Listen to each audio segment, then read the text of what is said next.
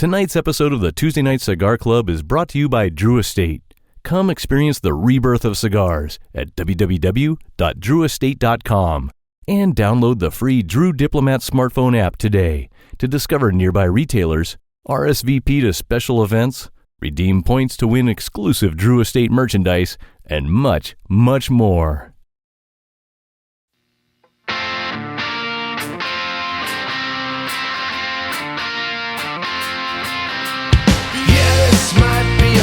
Mistake, but I'm having too much fun to wait. Flag her down when she comes back by. That one's yours and this one's mine. Bring another round. Bring another round. Bring another round. Bring another round. Bring another round. Bring another round. Bring another round. Bring another round. Bring another round.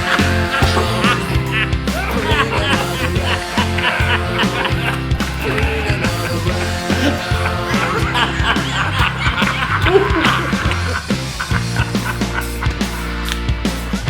Here's the suckers. Good evening, brothers and sisters of the Leaf. Coming to you live once again from, well, all over the fucking place. It's the Tuesday Night Cigar Club. Tonight the boys congregate via live video. Thanks coronavirus, you giant asshole, to discuss the 1996 sci-fi western High Noon on Makeout Planet, also known as Petticoat Planet. With two names, it must be doubly good, right? Well, I guess we're just going to have to listen to our favorite crew of drunken numbnuts do their things to find out. And speaking of getting nice and tipsy, as always, the guys are going to be chugging a bunch of carefully selected craft beers while reviewing the short but very sweet Bauhaus cigar from Drew Estate. Space boobs, 9% beers, and a fantastic cigar. How could this show possibly go wrong? Well, it is the Tuesday Night Cigar Club. Well, let's find out together, shall we? I'm sure these lovable boneheads will find a way to screw it all up. So sit back, light 'em up, and enjoy the show. I'm going to take one more little sip of my podcasting serum.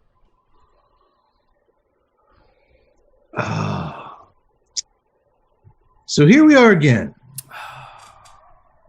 I mean that in several different ways tonight. Hey, guys. Hey. Hey. You boys are not going to believe the mess I got myself into over the weekend. Okay, try us out. Try us out. I bet you I do believe it. I bet you do too. You've seen me in a lot of messes on a lot of weekends. So last Sunday was my youngest daughter's birthday, my little angel. And I made the terrible, mind-numbingly stupid mistake of telling her that I would do whatever she wanted to help make her birthday special. Sounds good. I felt bad because she's young and because of the pandemic. Yeah. She didn't have a kid birthday last year, and we're still kind of playing it low-key this year. So it's like it was a very small family get-together. Yeah. And she didn't really know any better, but I could tell, I was like, so you know what? You tell me what you want, and Daddy will do whatever he can to make your day what you want it to be. It's been a rough year for all of us, but especially little kids, they're just trying to wrap their little brain boxes around it. And I figured, given the confines of a little family get-together, whatever she has, it couldn't be that crazy. And as usual, I was totally fucking wrong.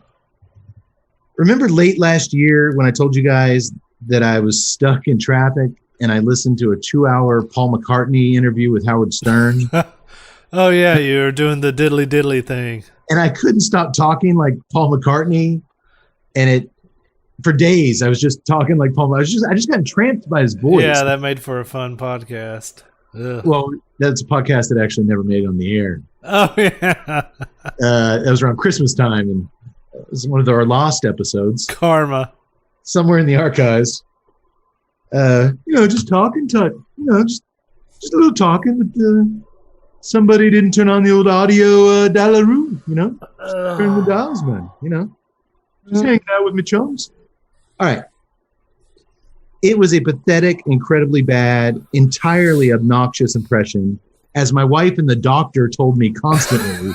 I almost lost my friendship with the doctor over it. Like, he'd call me up and he'd be like, "Hey man, what's going on?" I'd be like, "Just noodling, man. Just noodling."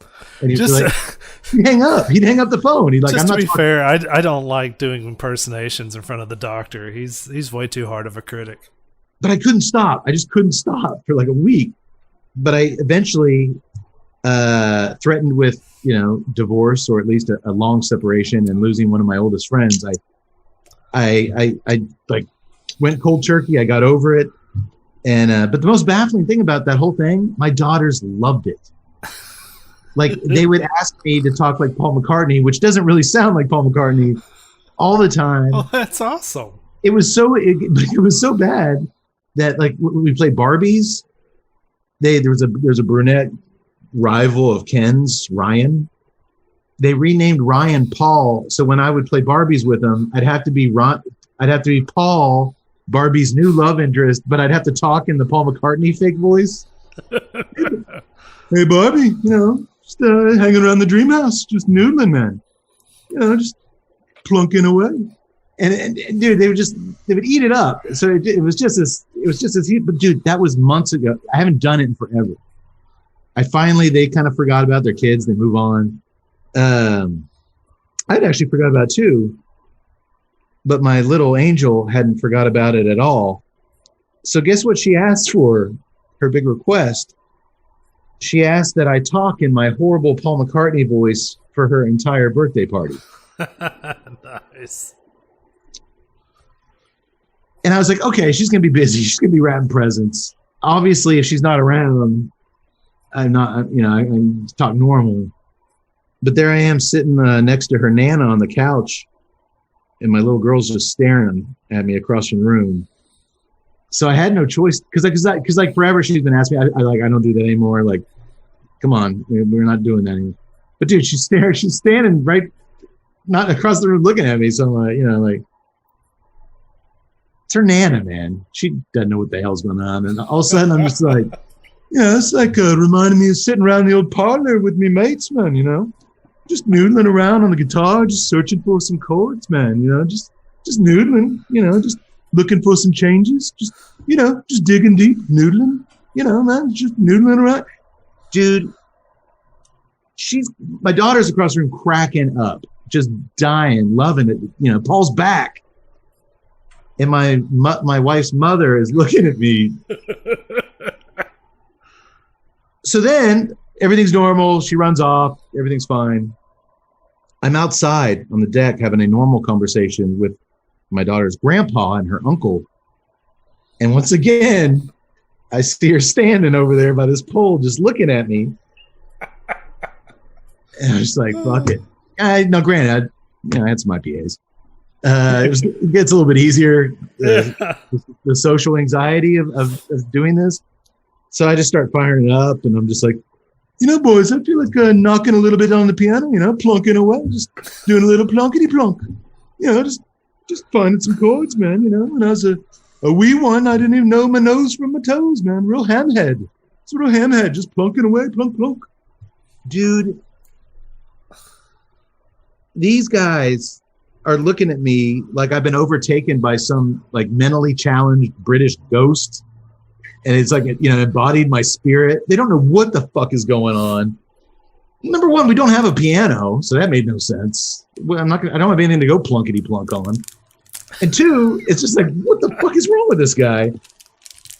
And I've never called myself a hamhead before. I don't think anybody's ever called themselves a hamhead. But for some reason, Paul did. And in that moment, I was a hamhead, boys. And it went on. I think I did it like a total of like maybe 20 something times. Because as the party whittled down, she had less and less to concentrate on. Less to do some more, yeah. So it was a long ass day for everyone, and I had to remain completely silent all day on Monday, the next day, to get the paranormal, mentally challenged Paul McCartney out of my system. So I'm still kind of recovering from that. I think it's over. I don't think he's going to come out tonight. Still trying to do the talkity talk, you know? No, just a little podcast-a-roo, you know, just a little ding-a-la-doo on the dollar-roo, you know? Like I told Ringo, man, just, you know, it's all roast beef after 3 p.m., bro. Whatever, I don't know. How was y'all's weekend?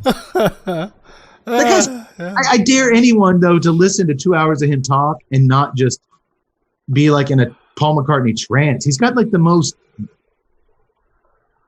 It's like nothing I've ever experienced, and I don't know why his voice has that power. That's why he's one of the greatest, man. Man, I still think the Beatles are the most overrated band. Shut your mouth. Shut your mouth. Yeah, everybody's entitled to their opinions, man. Yeah. Not that one.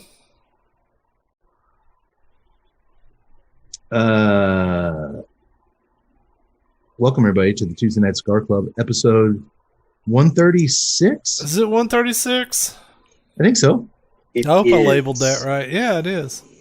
Let me say this, just in case I'm wrong. We'll edit it. Welcome, everybody, to the Tuesday Night Cigar Club, episode 137. I know we've done 135, so it's either 136 or we are just noodling here, man, you know? Just plunkety-plunk on the podcast.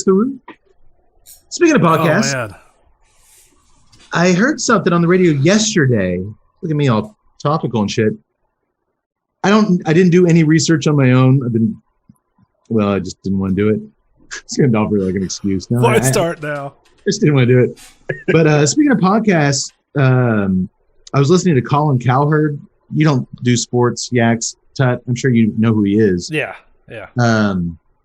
He's a sports talk guy on Fox Sport Radio. And he mentioned this thing where I guess Joe Rogan, who's one of the biggest names in podcasts, if not the biggest in the country, maybe, he recently sold to his show rights, and he does a show on Spotify. Yeah. And after they bought his show, they immediately deleted 20 controversial back episodes of it. And then I guess they didn't announce it or anything. They just kind of got rid of them. And then I guess this week they tried to flush 15 more of his old shows. Oh, wow. Yeah. Down the toilet. And it was this interesting thing where he was talking about, you know, you hired this guy because of his content, and he's you know, controversial, and he's not afraid to go there and have, you know, talk about certain things. And then what do? You buy his whole catalog and you get rid of all the interesting stuff. It's like, that's why you hired him. Like you've already got lame, boring podcasters. You hired this guy because he brought something to the table, and now you're. Yeah. No, I don't know if that's true. I've never listened to Joe Rogan. I don't listen to podcasts. So the times I've seen clips and stuff, I wasn't honestly that.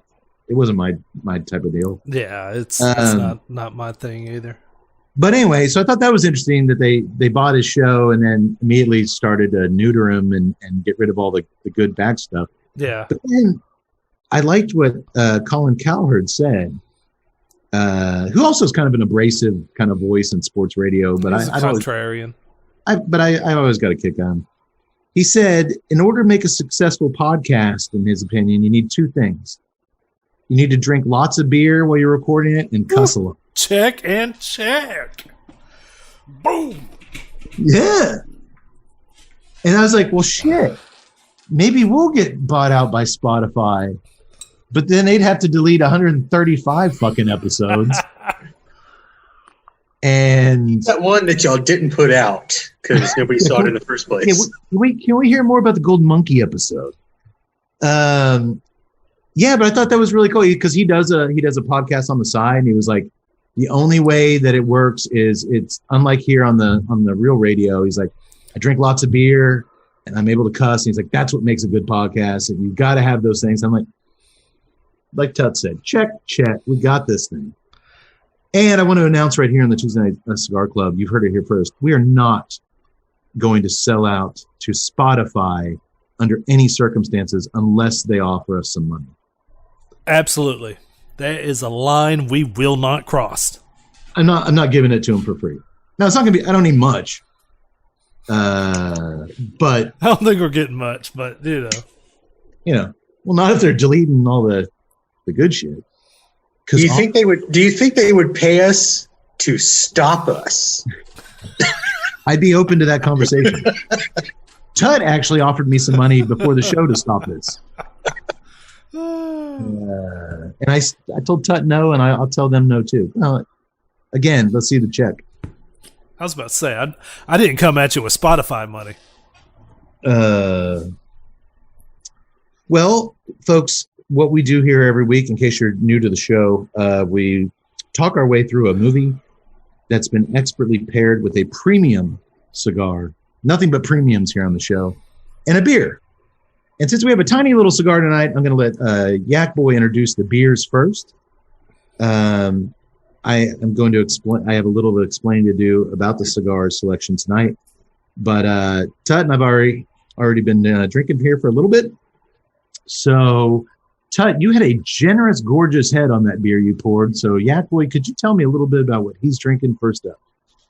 Well, of course, he's drinking one of my favorites. Your favorite beers?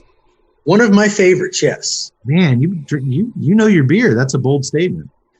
That is the Lakewood Temptress. It is an Imperial Milk Stout. Oh, yes. From our good friends at Lakewood Brewing, located in Garland, Texas.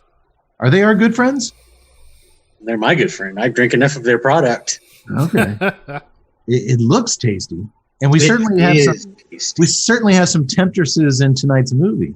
Yes, we do. Yes, we do. The Temptress is a powerhouse, 9.1%.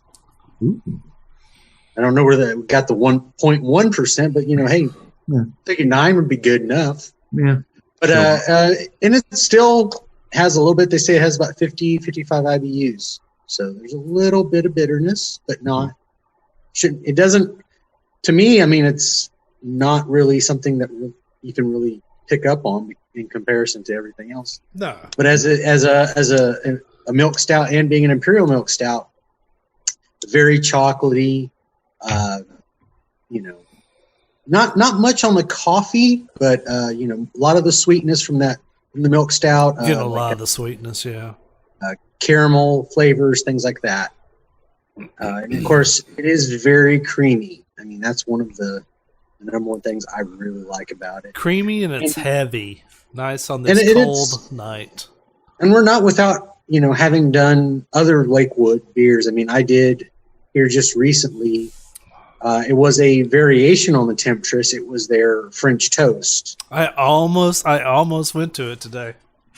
But we also, many, many moons ago, the good doctor had episode 132. He did the Please and Thank You lager from Lakewood. That was when we did the hot That's cakes. a polite beer. I remember that one. So he gave it. It was just a very solid lager, so he enjoyed that. Ted, I'm judging by your face whenever you take a sip that you're enjoying it. Oh yeah, I like it. It's of course, me, I love stouts. It's a nice one. Yak's pretty much hit it on the head. It's that cream style that I really, really like. You'd never had it before? I don't think I have. No. And I completely recommend, if you can find it on tap, get it on draft, because I could see it makes it that much better. Okay. Well, it sounds like the exact opposite of what I'm drinking. Yaks, my first beer up tonight is the Moonwalk Brute IPA. Little spaceman on it. Little spaceman. Tell me about this Moonwalk, Brute. of course, made by Real Ale. Our friend, our very good, who we love, their Hans Pils. Yeah, did you see they changed the Hans Pils cans? What? Yes. They got a different dog on it, and they put like a crest of some sort, like a. I don't know about that. Yeah, I don't care for the new can at all. No, you got to keep it simple. Of course, I mean, Real Ale. I mean, we're big fans. That was one of the first beers we did on the podcast. That was way back in episode 16, Devil's Backbone. The Devil's Backbone. And then we did Hans Pils on The Guest, I think. Yes. And Tut, you love aren't you a fan of their Fireman beer? Yeah, it's not bad. The Fireman's 4 or whatever. Yeah, Blonde. Yeah. It's very good. My significant other really enjoys that one. I just knew you always had it in your fridge. Yeah, that's her beer. Oh, okay. Now the Moonwalk, of course, stats come in. It's at 6% ABV and about 40 IBUs. Now, higher? Ooh, crank it up. They sold it. It's the rare underselling of bitterness in a beer, which we always are surprised and welcoming of. Yeah, man, this thing has got some bite. Well, first of all, it's delicious. The aroma is just pure citrus, mainly orange with a little bit of lemon, but there's no lemon on the. I hate lemon beers. That Klugenflugel or whatever the fuck it was we drank was horse piss. The Leinenkugel. I got Leinenkugel. Yeah. Klugenkugel. The Kegel exercises IPA that we drank. Hey, you just Now, they said strengthen your floor, man. I found the flavor profile a little loose, man. Just noodling around. Back. He's never going Right. Nobody's noodling around with any Kegel stuff. God. There goes our Spotify deal. I think I'm going to do some Kegels right now. All right, continue, Jax. I can't do the show if I think he's over there doing Kegel exercises. I'm not. I was talking about Tut. You're doing them too? What? No, of course not. If I hear those ball bearings drop, I'm walking. No, what I was saying was the orange and the lemon that you get so much on the aroma. You don't get any of that on the sip. It's just a very kind of straightforward. There's some maltiness there. Yeah. But man, there's just a really nice sharp hop bitterness on the back end that I look for so much and I don't find a lot. I can't believe they're listing the IBUs that low. What is a brute IPA? Is it like brute champagne or? Well, they kind of use it in that instance, and I mean, what they say is, you'll get a very pale straw color in the beer, as well as you will get, citrus, and then they gave like some wine notes to it, champagne notes, like you'll get like some grape notes, not in all of them. I mean, as it is the style for that beer. I even looked up something where they said like you'll get like gooseberries, which I'm not sure. You get some gooseberries in there. Just go down old Papa Smurf's mushroom, man. Eat some gooseberries. The Gargamel and the Azrael, man. Just plunkety plunk. Yeah. Smurfette sitting over there with a mandolin, We're just looking for notes, looking for chords. Brainy Smurf came over with a tambourine, man. Just noodling. Again, I know it sounds nothing like Paul McCartney. So just YouTubers, be gentle. I do Kegel exercises on you. It is really, really delicious. I'm a little worried. I'll be honest. I'm glad I got 2 beers. I'm a little worried.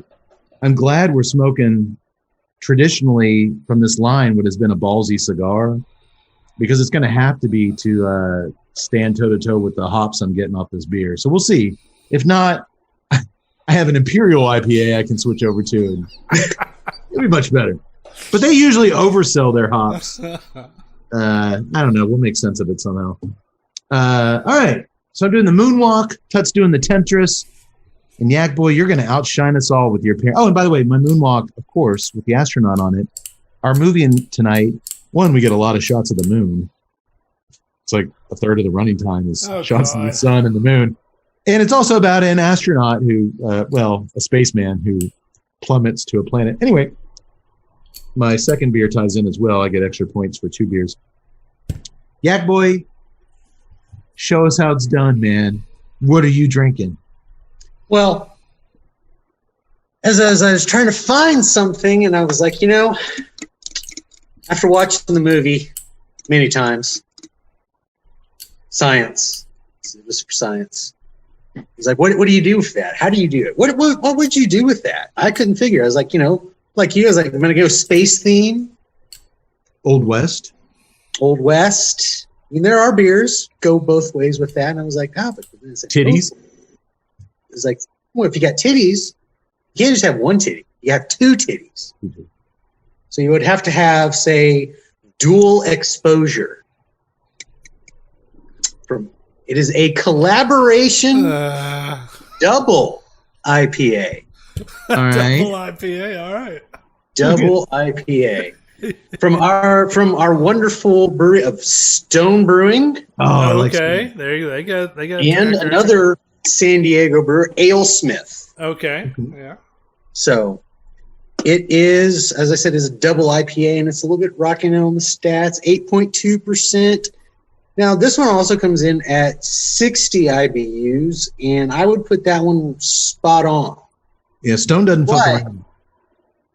as it is as a collaboration beer with them, they did a mixture of hibiscus, orange and lime peel, and then you've got Citra, Strata, Amarillo, HBC 592 hops. Ooh, the 592. 592. Oh, shit.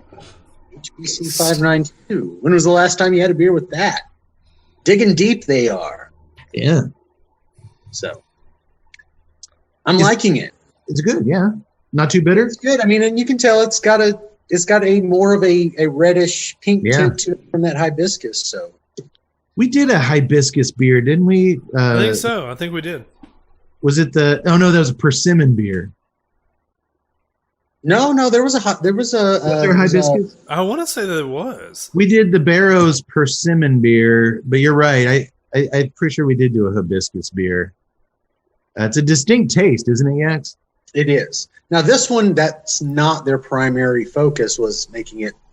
They just use it as part of the background.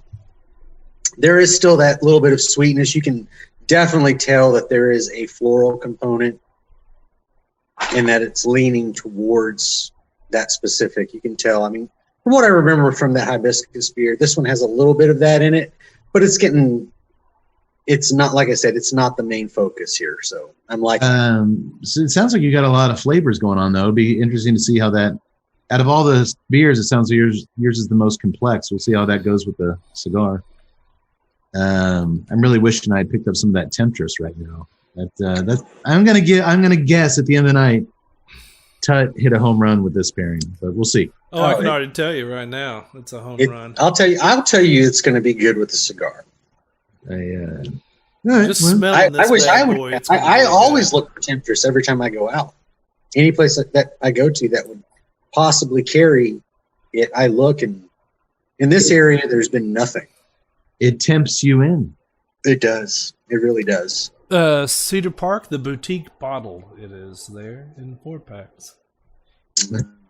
Go. Tut, maybe next time you're there, you could pick up a couple 6-packs for Yadlin. Maybe he looked at me really weird when he saw me with the ponytail. He was like, "Hey, welcome." It's grown, Yax, since we saw It him is. last. It's still growing. I don't know. Next time he's going to put in a fan just so it keeps flowing in the Oh, wind. that'd be awesome. Just Just flowing. It's just flowing back there, like a little beaver tail. Just plunkety plunk. Well, that leaves our second item under the TNCC microscope tonight. It is this little guy, the say Bauhaus. it right. Say it The right. Bauhaus. The Bauhaus. Yeah, good job. The Bauhaus by Drew Estate. Oh, good. It is a 4.5 by 50 short Robusto. Connecticut broadleaf wrapper. Oh man, we've seen the intense characters that make this wrapper leaf available to us out in Connecticut. You love this shit. We're working our ass off so we can give you the shit you love. Love that guy. A Brazilian binder and fillers from Honduras and Nicaragua. I will save the MSRP for last, as always. Let me give you a little bit of backstory before we light up. The Liga Privada Bauhaus is a European exclusive release, beginning with first Germany, then the Netherlands, and then it'll grow and grow. The Drew Estate says this about: the Bauhaus pays extra attention to leaf placement within the cigar, intentionally designed to take our European aficionados through a newly curated experience. And that extra attention to leaf placement, boys, makes sense when you consider that the basic tenet of the Bauhaus architectural movement is that every object must have a purpose in the design. That's kind of the, Yax, you know a lot about architecture and that, design, whatnot. That is the principal theory behind Bauhaus, is that everything has to serve a function, which if you're going to make a cigar where leaf placement is put above, in the pecking order of importance, that makes sense. It's good. The name works out good for the cigar. And it's also a really badass band from the 80s. One of my favorite songs, Bela Lugosi's Dead, they did, I think Peter Murphy, the lead singer. Check them out as well, or don't. It doesn't matter. So, your next question. And then we will light up. How, Cade? We've been watching your show for 135 episodes now. This is 136, maybe. How does the Liga Privada Bauhaus tie into tonight's film, High Noon on Makeout Planet, a.k.a. Petticoat Planet? Well, honestly, it doesn't. For what I can remember, the first time in years, this cigar does not tie in at all with tonight's movie. I think it's the first time ever. We were going to pair this steamy movie with the very steamy Wonderlust cigar from the boys over at Romacraft. But earlier this week, we filmed this show in the middle of the week. Earlier this week, just a few days ago, Romacraft Skip Martin posted a rant on social media where he said this about those who do what we do here at the Tuesday Night Cigar Club. Quote, I've decided that there's almost nothing more painful to listen to than a person describing at length and in excruciating detail what they are tasting or have tasted while smoking a cigar. I honestly can't believe there's anyone left in this world that thinks that this is useful or entertaining, end quote. So look, I don't want to get into it. Someone's personal Facebook page is their page to say whatever they want as they see fit. But that's what he wrote on his personal page. It's his opinion. I'm not interested in delving into it anymore. Teach their own.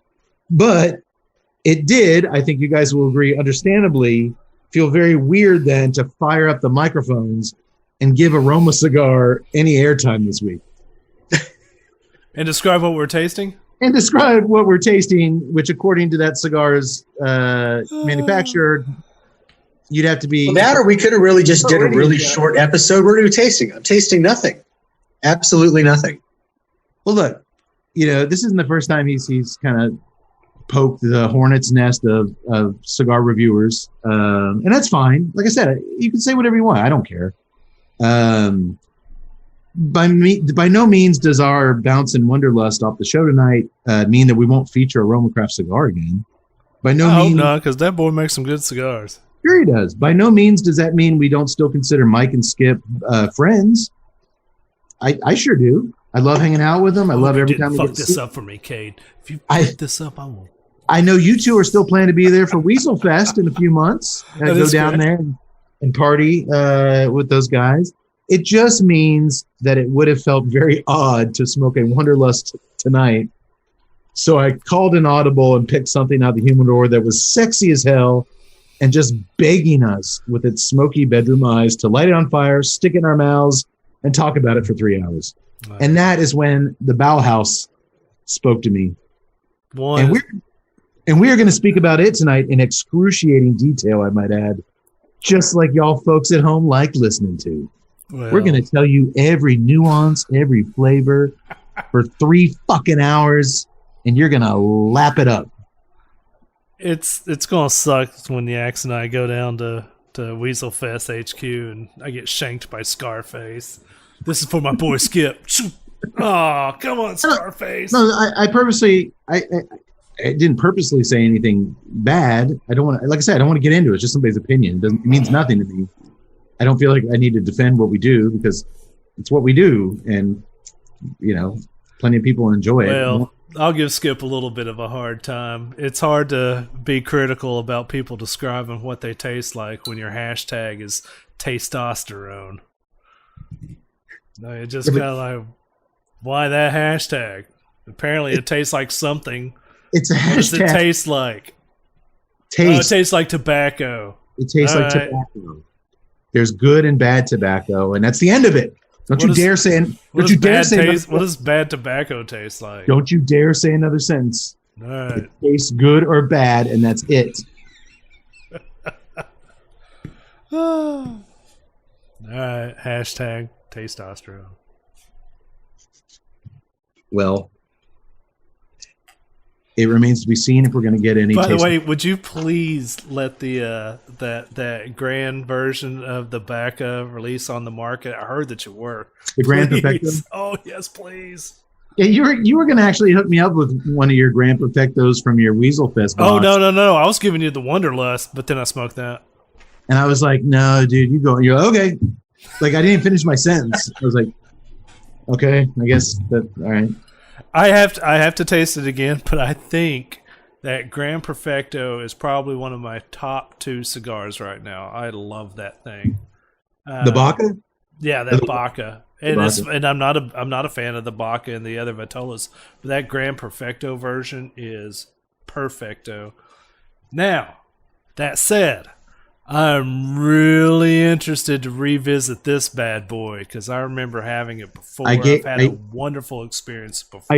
I did as a cautionary move, which I'm sure proved to be fortuitous.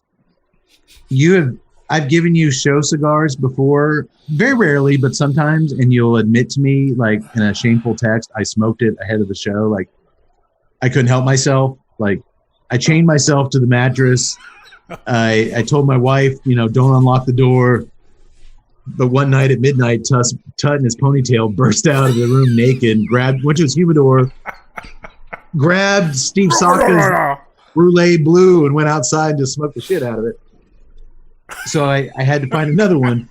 I went ahead and gave Tut 2 of these because I know, like me, he's an old school diehard Liga Privada fan. All things of the Unico series, Liga Privada. If it's just in our wheelhouse, and I knew he would kill him, so I gave him 2. Go ahead and say it. What'd you think of the first one he smoked? I loved it, and I really want to see because this will be giving my love for the Grand Perfecto a run for its money tonight, and I want to see how it stacks up because I remember it fondly. Off the cold draw, we're good. I mean, first of all, the smell of the wrapper alone smells like barnyard heaven. I mean, it is just beautiful, like a hayfield come alive.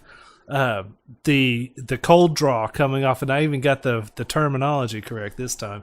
You didn't call it a pre-light, the dry inhale or something like that. a pre-light dry inhale. Oh man, that cold draw, it's got a little bit of chocolate there. There's some sweetness as well. Yeah, I love hanging on to this thing. It's an oily. I mean, just feeling it's that that oily broadleaf. To me, it's got that strong earthy aroma. I'm getting everything Tut said, although I am getting, when you sniff the foot of the cigar, just that rich, juicy sweetness. And there's a little bit of that on the what do you call it? The dry cold inhale. Yeah, the dry cold inhale. There's a little bit of Cold, sweetness dry there inhale. too. I'm not getting your chocolate, but I am. The chocolate, that's prevalent. I can even smell that on the foot.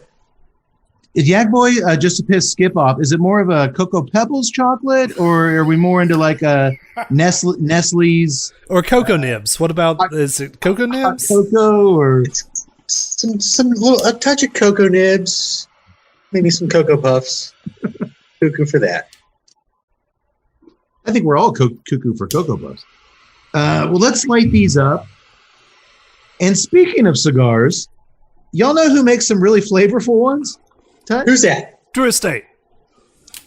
I'm talking cigars chock full of rich, exotic flavors, like dark chocolate, Madagascar vanilla, split grain leather, cashews, refined oak, sourdough, plethora of delicious spices such as crisp Malabar black pepper Ooh, And Malabar. and delightful nutmeg. Of course, I'm talking about Drew Estate. That's right.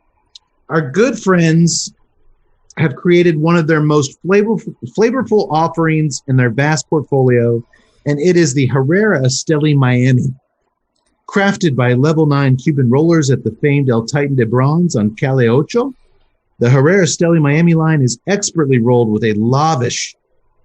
Yeah, boy, lavish or lavish? Lavish. Lavish. Ecuadorian Habano. I've been saying that wrong for 4 years. Lavish. Ecuadorian Habano Oscuro. Oh, God, you were serious for 4 years. Sorry. You thought I was just being a smartass? Over a rich Ecuadorian Sumatran binder with select fillers from the Dominican Republic and Nicaragua. The new look of Herrera Esteli Miami features rich black and gold packaging and is available in 5 sizes. This tasty cigar is now available at Drew Diplomat retailers everywhere, so go get you some. And I'd also like to take a moment to talk about something very cool, Cigar World. Ted, I thought you were going to come up with a little tune for Cigar World. No? I have to work on it. Okay. Because I don't want to go with Cigar World or maybe I do. It'll work for tonight. I think there was something there. I'm not going to. Just noodle around, man. You know? I'm just searching for some chords, man. Just search for the chords, man. You know, just noodling. Just, I look over at Ringo. He's just doing the plunkety plunk. Just plunking away. Plunk, plunk, plunk. All right. Once again, I'm sad to report Cigar World is not a glorious tobacco-themed amusement park for adults. It's actually something much better. Cigar World is an online site exclusively for cigar smokers. There you can get cigar news, reviews, and a whole lot more. Also on the site is a cigar research panel called the Testing Lab. You can sign up to give your input on new cigars by taking surveys and testing cigars. Check it out at cigarworld.com/testing lab. Cigar World! Cigar World! Again, it's not bad. Just keep plunking, man. Just keep doing. Just keep noodling, man. That sounded a little bit close to Wayne's World, but just trying to. Should probably back off of that a little bit. I look over at John. I was saying he's doing a B shop. I'm like, whoa. I know. I look over at Yaks, and Yaks, hippity hip on the skins, man. Yeah, Yaks jumps on the skins. All of a sudden, he's doing a hi hat and a C note. It's crazy, man. Again, I know my Paul McCartney sounds Jamaican. I don't know what's going on. First impressions, guys, upon lighting up. Hit me with a little pepper and nice right off the bat.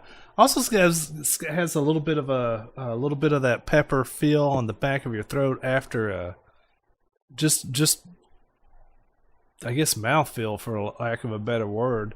You know how some cigars, they'll kind of like dry your palate out to where everything kind of, it's got that dry kind of toast still.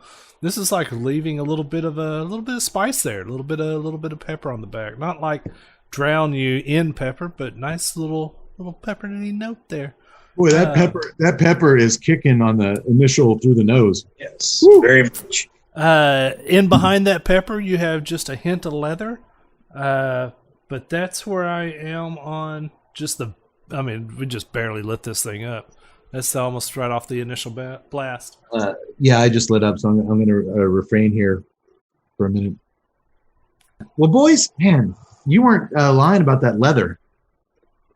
That is a flavor that I'm detecting in this cigar.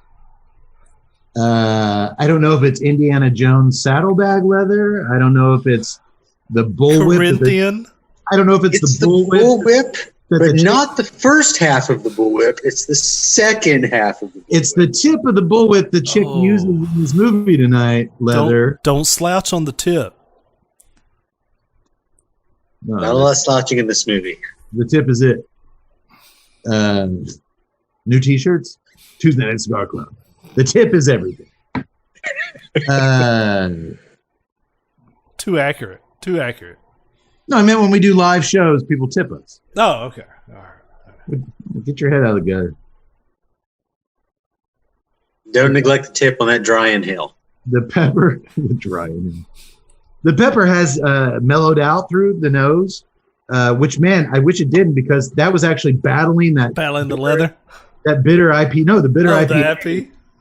Man, that dry nose inhale pepper was really combating the that hoppiness. But you know what? The beer is actually still going well. But man, earth and that really bold leather coming through here.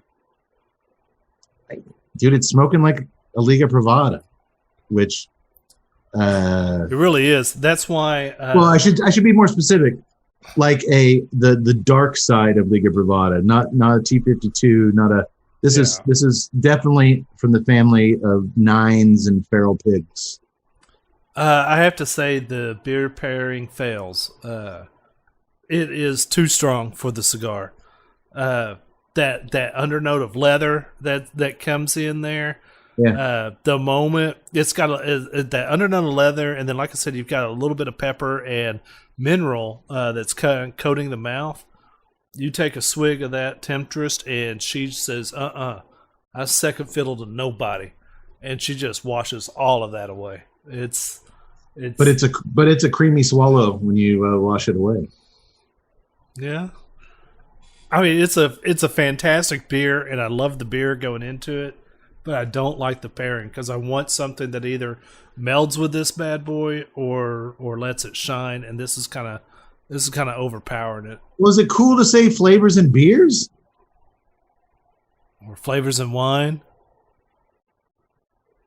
I mean, Well, yeah, I think that was his point, is that unless you're talking food, shut up about your flavors. Okay. Well, I am getting leather. That pepper is still present. Earth. And Taste in spinach is okay. Taste in arugula, okay. Taste in leaves you eat, okay. Taste in leaves you smoke, not okay. Okay. Again, I go through life assuming most other people are smarter than me, and that's gotten me to where I am. So I'm just gonna keep on chugling, brothers. I'll get back to the cigar. If you get anything like wowzers, because it's a short cigar, if something hits you new other than the earth and the leather and the pepper, boy, as it's a Liga, so man, the smoke production pouring off this thing is gorgeous. Oh yeah. And aesthetics are important to me when smoking a cigar. I love to see that sexy smoke travel slowly up from the foot to the head where they meet right around the band and then just explode into a gorgeous gray fire in the sky. I mean, it's just wonderful construction. I mean, it's reminding me of my wedding, and that's harkening back to the old Liga 9 cigars, and I can't ask for a better cigar than that. You did have a box of Ligas on the table, and they did get smoked up. Everybody enjoyed the hell out of them. I'm actually, Yaks, just as the beer scientist I am going to shift beers just in a minute once I get things rolling with the film. The cigar's so short, I want to make sure I'm drinking the right beer for the majority of it. We don't have to talk about the film. We can just talk about the cigar. We could, but that's not what we do tonight. Behave yourself. All right, folks, real quick. I did shift beers because it's a short cigar. I want to make sure I've got the best pairing possible. Yak Boy, can you introduce my second beer? Which the Spindle Tap Sticky Fingers. Yeah, that one fits in with this movie.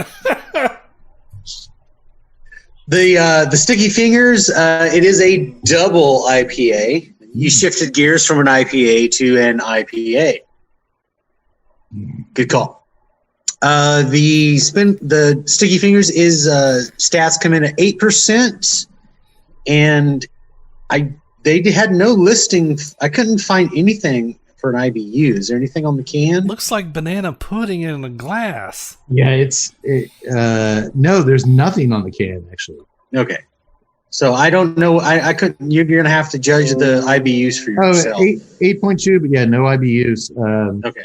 I haven't taken a sip. The aroma is very melon heavy, a lot of cantaloupe, and it kind of looks like I put a cantaloupe in a blender. Yeah, they basically said they use exclusively the Simcoe and Citra hops. So, oh yeah, we'll see how it pairs. This is very melon citrus heavy. It's very cloudy. It's a beautiful pour IPA, but this might be a whole range of flavors that I don't know. We'll see, but I'll report back. It's time we talked our third component of every episode. Dude, I'm so proud of last week's show. I thought if you asked me, a newcomer to the Tuesday Night Cigar Club, what show should I watch? Like out of 136 shows, what show, or 135 at that point, give me one show I should watch to let me know what you guys are about and what you guys do and do well. I was like, this is the show. I'm sure we've done some other ones that have just, I drink so much I forget about how great they were. But last week's show, Destination Wedding, was so out of our wheelhouse, but it worked. We had great discussion. Loved it. We had a perfect cigar pairing that tied into the film. We drank some interesting beers. I just walked away from that show like re-energized. Like, fucking A, man. TNCC is just as strong, if not stronger, in 2021 as we were the day we started. How could I possibly fuck this up? And that brings us to tonight's movie. God. It's got two titles. This movie is so out there. It's got two titles. And we didn't all watch the same version. I did. I actually went back and watched the... Oh, I was like, dude, I caught Tuttle too late when I realized there was two versions. He's like, I already watched the other one. And I was like, oh, that's fine. That'll make it interesting. We can compare and contrast what we saw. But I was like, a part of me was like, dude, I'm going to be so proud of that motherfucker if he goes back and watches the other version. You did. Yes. Fucking A, I'm proud. I'm so proud of you, Ty. I'm not. I kind of wish you didn't, because I wanted to like talk about stuff and you'd be like, that wasn't in my version. Like, I wanted to know the differences. Now you're probably... Dude, I knew what the differences were. When I was watching the first one, I knew what the differences were going to be. Well, as we go through the film, please tell us what I watched the longer version. If I talk about something, I want you to jump in like that wasn't in my version, okay? Oh, I'll definitely do that. All right. I think we built this up. The title I will refer to, because that's the version Yak Boy and myself watched, High Noon on Makeout Planet, a.k.a. Petticoat Planet. That's the version that Tut originally watched. Both? No, Petticoat Planet is the full version. High Noon is the short version. Correct. I'm sorry. I just like the name High Noon at Makeout Planet a lot better. It's a better name. I don't know why they didn't go with that name, because I'm like, because both versions, I only watched the Petticoat, but I saw the original. I was like, well, here's how I discovered terrible name. Here's how I discovered there was two versions. I saw the trailer on Amazon Prime as High Noon at Makeout Planet, put it in my watch list. I'm like, this could be fun, but I couldn't find it on IMDb. It was nowhere to be found. I wonder why. So I picked out an actor from High Noon at Makeout Planet, looked at his, and all of a sudden I see the same year Petticoat Planet. And sure enough, that's the movie. And it had another Amazon link. And I'm like, wait, that's $1.99 to rent. High Noon at Makeout Planet was $5.99. So Tut, you spent $8 on these two movies. Yax and I only spent $2. I hate this show. Wait, the show like the movie or the show us? Yes. Yeah. So be aware, folks at home, there are two different versions of the film streaming on Amazon. I want to get the cheap version. High Noon at Makeout Planet is 54 minutes long for $5.99, and a version that's 20 minutes longer, billed as Petticoat Planet, is $1.99. So it'll be interesting as we go to see the two cuts of the movie, the differences as we go along. Look at me being all analytical with this shit, like it's like we're talking about Apocalypse Now or Spartacus. Just stop. Hey, all but the gravitas that we built up last week, all the mutzvah or putzvah, whatever you call it. Chutzpah. Yeah, all that stuff that we built up. Trashed. I don't know how much chutzpah we built up. But anyway, that's what we do here in the Core No Hope. And let those other eggheads talk about Spartacus and Apocalypse Now. We're talking about High Noon on Makeout Planet, goddammit. The film is written... We're be talking about Spartacus? Yeah, we're not doing Spartacus. I'm out of here. Cody just joined those eggheads. Cody, take me with you. Take me with you. Too late. Hey, real quick, because we're a smooth running machine here, as I take a picture of the cigar, are you guys getting anything of note different from what we're getting? It's a short cigar, so I got to check in frequently. Yeah, I'm getting a introduction to heavy mineral, almost like a mineral oil type thing On the draw? Yeah, on the palate. Dark, oily, perhaps. Some dark, oily shit there. It is an oily cigar. It's just a stack of dimes. Also a bit of a cedar on the retro. This thing does not want to break. I literally have tapped it twice, and it has not fallen apart. Mine went out just because I was talking so much. You're getting cedar on the retro, Hilton? A little bit, yeah.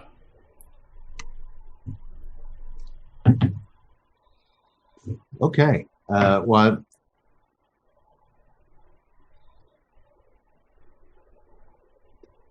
yeah, that pepper is maintaining medium territory on the retro hail, and there is there's a little wood, little woodsiness on there. Yeah, you know, brother.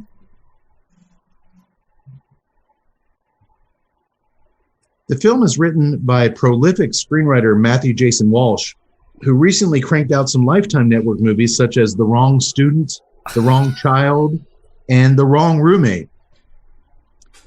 I'm halfway through my Lifetime movie spec, The Wrong IPA. Oh, dude. I love any topic that talks about Lifetime where the movies are the wrong insert here. Well, then you're going to love the pedigree in this film. He also wrote, back in 1996, the same year as tonight's film was released, a movie called Bikini Goddesses that we have to get our hands on. It's not streaming now, but we got to get our hands on this thing at some point. The movie, that is, not the Bikini Goddesses. Well, I guess Yax, Bikini Goddesses. Yax, you're a single swinger out there. You can grab those Bikini Goddesses. Tut and I. Check out the synopsis to Bikini Goddesses. An American teenager shipped off to spend the summer with his dad, a Greek resort manager, happens upon an ancient ruin where 3 sensual demigoddesses have been imprisoned for the last few millennia. He speaks the magic words, returning them to life as delectable bikini-clad beauties who can't get enough of fun in the sun and his bed. Oh, we got to see that. Like it. After we do a really serious, thought-provoking movie, of course. Apocalypse Now. We're going to actually be doing Apocalypse sometime. We'll get to Apocalypse when we can. Oh, and tonight's movie had a director, too. Imagine that. David, I hope I'm saying this right. I think I've said it wrong before. Dakota? But it doesn't matter. He's billed on this movie as Ellen Cabot. That's the I'm just going to call him Ellen. Always good when the director wants to take on a pseudonym. That makes perfect sense. Now, if you remember, I'm going to take you way back to February 2018. On episode 66, we featured A Tale of Two Corys. Okay, yeah. Which was written by a dude named Peter Sullivan. And we were in awe that he had written 12 wrong movies for Lifetime. Remember that? Yeah. 12 of them. And we just couldn't believe a guy directed 12 wrong movies. Well, get this. Tonight's film director, David Dakota, or Ellen Cabot, he's directed, wait for it, 22 wrong movies for Lifetime. 22! 5 of which are going to be released this year. The Wrong Valentine, The Wrong Prince Charming, The Wrong Mr. Right, The Wrong Fiancé, and this one sounds most frightening, The Wrong Real Estate Agent. Wrong real estate agent? He'll sign your closing papers in your blood. Would that be similar to like the cowboy realtor? By law, I have to kill you. So everything about the pedigree of the filmmakers going into tonight's film is just plain wrong. The guy's written a lot of wrong movies. The director's directed a lot of wrong movies. Do you think maybe it's like a test? If they will let you go on to something better, you have to make a wronged movie. I've made 22 of them. Spin the wheel and tell us how many wrong movies you must make. Actually, Dakota's been around. Dakota, Ellen Cabot's been around. He's got like almost 200 directing credits. He's doing just fine for himself. It's like Thunderdome over there. Break a deal, spin the wheel. 22 wrong movies. Oh. I am thinking our listeners might be thinking they tuned into the wrong podcast. Just the listeners. But don't touch that dial, folks, because I think David Dakota might be our lucky charm, boys, because 3 years before he stepped behind the camera for tonight's film, he directed a little cult classic called Beach Babes from Beyond. We, of course, had a blast with that flick back on episode 75. So now I'm feeling like maybe I picked the right movie tonight. The right wrong movie? The right wrong movie? Or the wrong right movie? And yes, I realize I just gave High Noon on Makeout Planet more biographical background information than I did the actual classic films we've done, like Once Upon a Time in the West or Ghost in the Shell. Like, I just gave you like 20 minutes of backstory on Petticoat Planet. Sue me, dickheads. It's what we do. It's what I do. Classic cinema that it's influenced audiences over the globe. No, we don't want to talk about that. But this movie that made it literally because the opening title card was Skin Max. It was. Not Skinamax. Skin Max. Skin Max TV. Oh, God. Hey, it's what I do. I talk about flavors and cigars, and I talk about these kind of movies. No apologies. It just made me feel good to actually see that title. Skin Max, yeah. Skin Max, like. Well, 'cause I always thought, well, it isn't Cinemax late night. The nickname was Skinamax. Was Skinamax, but this actually was a thing called Skin Max. It actually got me thinking. I was like, wait, which came first?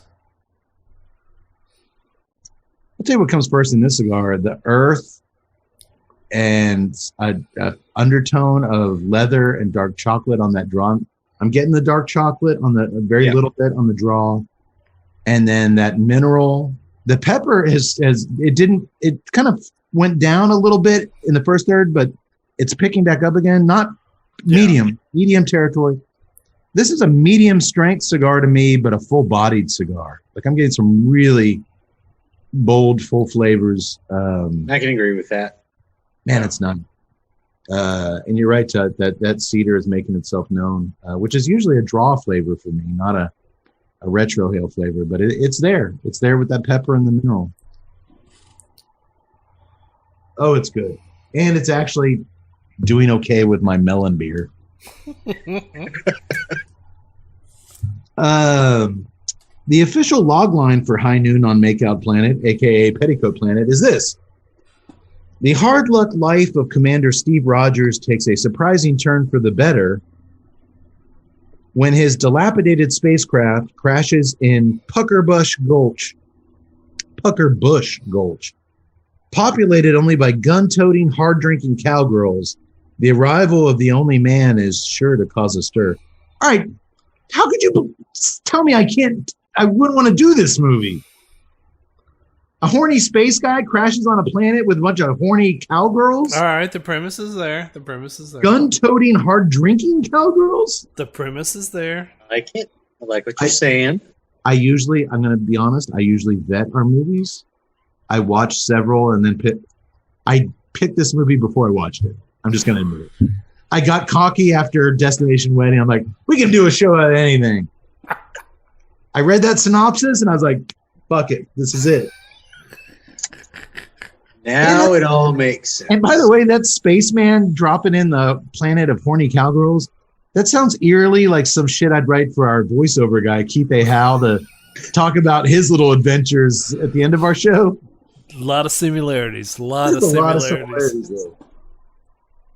Maybe I should contact the Lifetime Network. Maybe I got what it takes. Dude, please do. You can just make a whole slew of movies as opposed to being the wrong something.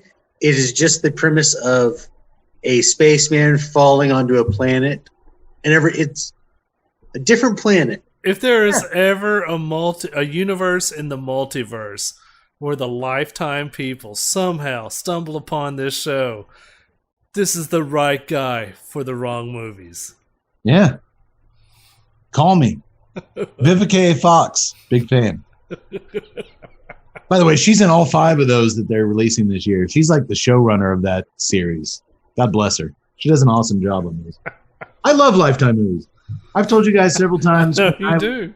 When I had my 2 girls, when they were newborns and I was up all night with them, it was a blessing and a curse because there was always a Lifetime movie on late at night, so I'd watch them. But all the Lifetime movies were my daughter was kidnapped, or they took my daughter, or worse, the wrong daughter. And I'm like, look down at this infant on my chest, like, shit.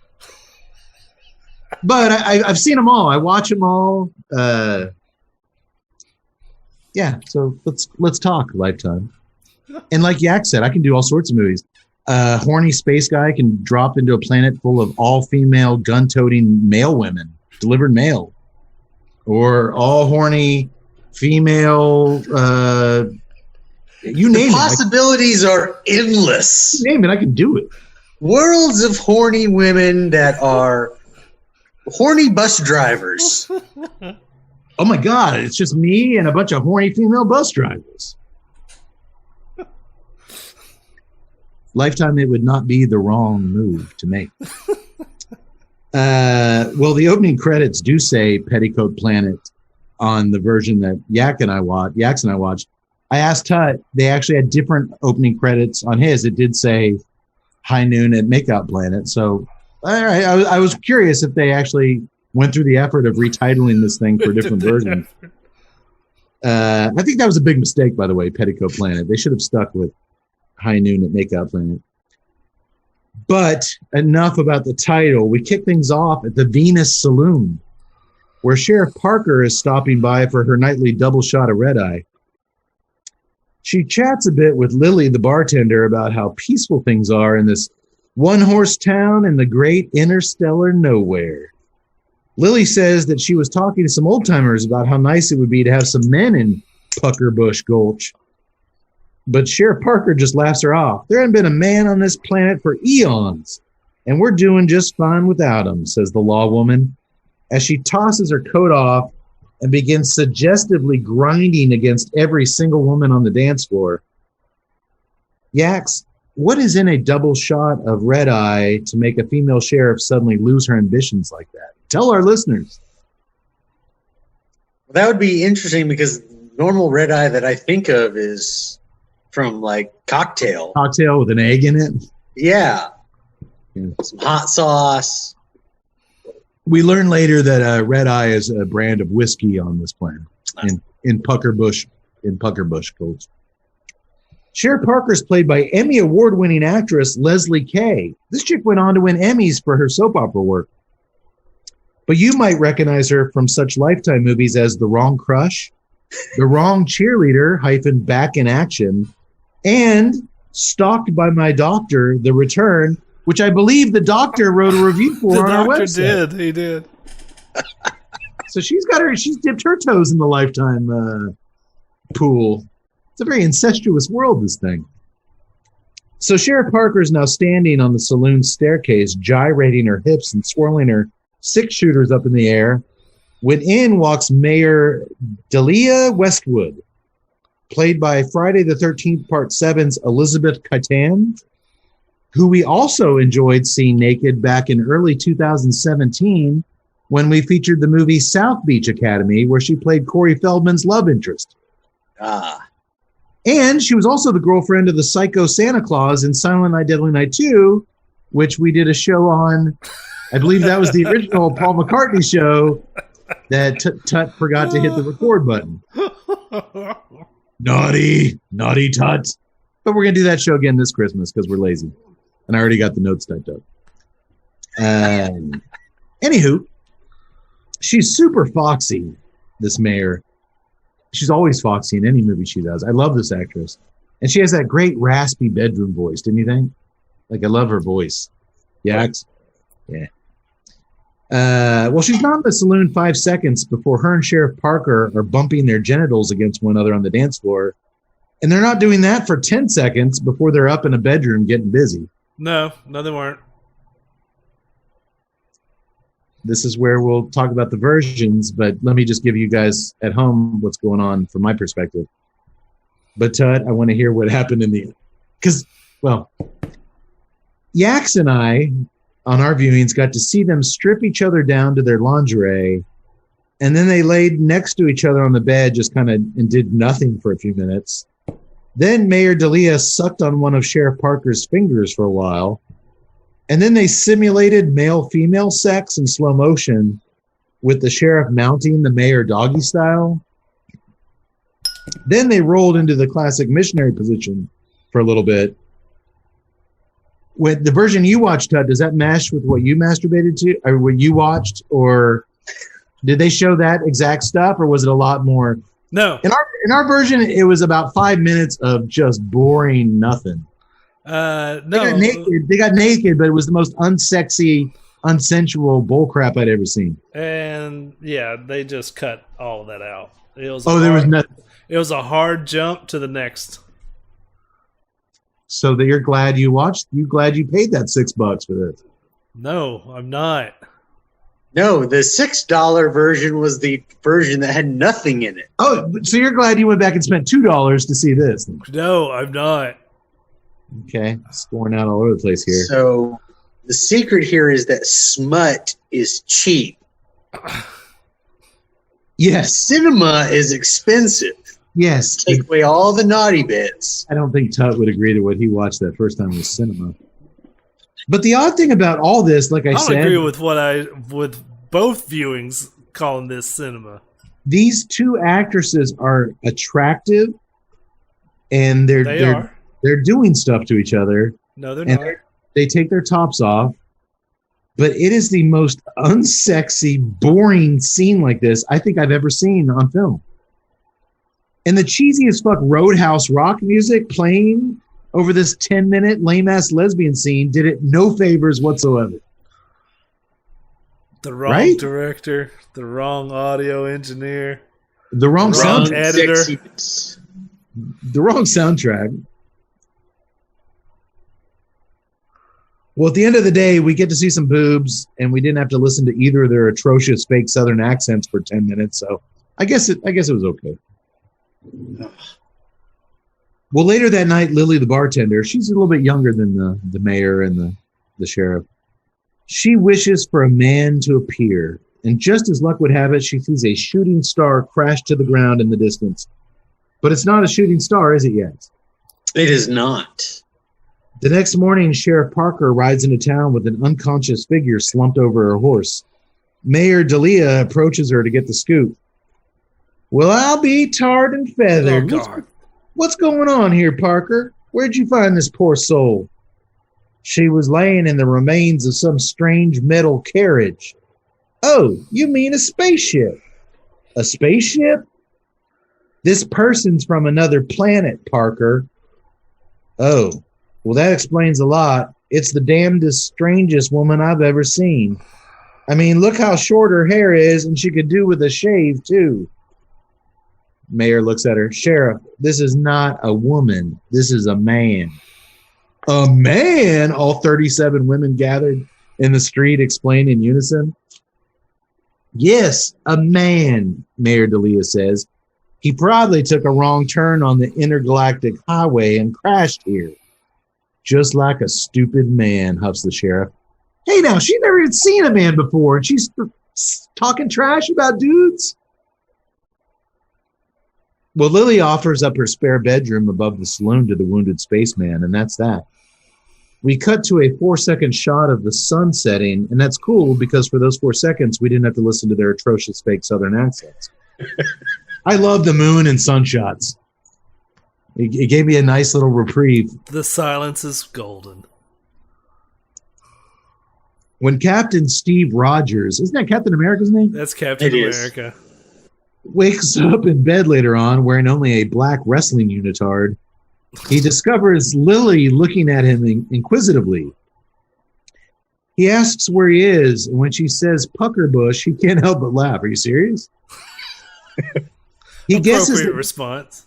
he's kind of shaking his head. He guesses that he got really drunk at the saloon the night before, and then he and Lily came upstairs to do a little mattress mambo, which actually there's a third version of this movie called Mattress Mambo. It's $3, and I thought about sending the link to you guys, but I thought maybe I was pushing it. When she explains to him that his spacecraft crashed, he rolls out of bed and demands his transgalactic communicator, which is of course broken from the crash. He asks Lily to speak with the guy in charge around here, and that's when she informs him there are no guys around here, only women, due to a horrible mining accident 20 years ago when a tunnel collapsed and killed all the men. Well, as much as he looks out the window at all these hot chicks walking around. Well, as much as I'd like to live out this beer commercial, Steve says, I have responsibilities. That's the one thing you need to know about guys, Lily. We have a lot of responsibilities. So he can't pleasure her right now. He's got things to do. Man, this dude really is a unitard, am I right? Can I say that? Am I canceled? Probably. I'll still watch you, though. You know what? After watching this movie 3 times, cancel me. Please. For God's sake, please. So Commander Steve races out of the Venus Saloon wearing his skin-tight wrestling unitard, and he starts stomping his way around the town of Puckerbush Gulch looking for answers. And after typing that sentence, I'm going to wander around for hours after the show looking for some life answers myself. The wrong answers. I'm going to find the wrong answers. Well, given the content of this thing, the one thing that it cracked me up was like, well, you got the Venus Saloon, but why wouldn't you have it spelled it like Val Venus? Venis? Exactly. Well, they don't know what a penis is. We'll learn that here. That's the whole point. Oh, you're looking for subtle nuances in the comedy here? Oh, God. That's right. I'm looking for anything that would just add depth. Well, any small brushstrokes here, people. It's what cracks me up more than anything else is at this point I literally know where this movie is going. Literally. No, there's no way. I can't figure out there's no way you can know where this movie is going. Wrote a script for this. So what are we trying to do? Oh, no, we've got to actually. And they shot like anything that this takes this long to edit into an hour plus means that they have like 2 hours of footage, probably 3. Well, I've actually volunteered the Tuesday Night Cigar Club to assemble the 3-hour cut of High Noon at Makeout Planet, complete with audio commentary, several different audio commentaries. After which we'll all jump off a cliff and call it a day. Just give me a bottle. We'll get it done. All the 37 townswomen are in awe of the male visitor, and he eventually runs straight into Sheriff Parker, who draws her 6-shooter on him. Let me guess. Wild Lil Hickok, he says. The gun's bigger than she is. She commands him to follow her to the town jail, but it turns out her cop skills are as bad as her southern accent because he lazily just reaches into a space duffel bag and pulls a laser gun out on her.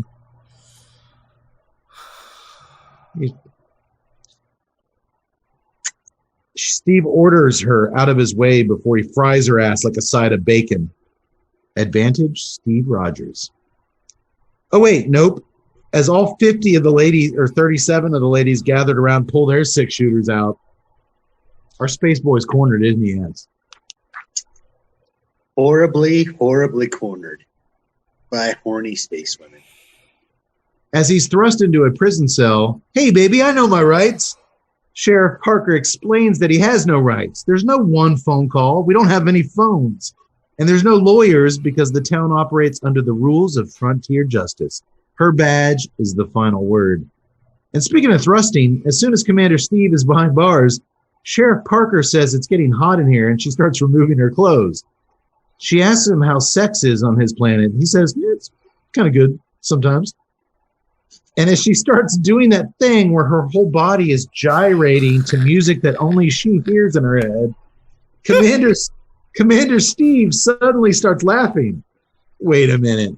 I'm on an episode of Cosmic Bloopers and Practical Jokes, aren't I? I knew it. Yax, he's not on an episode of Cosmic Bloopers and Practical Jokes, is he? But he should be. I want to see that movie as well.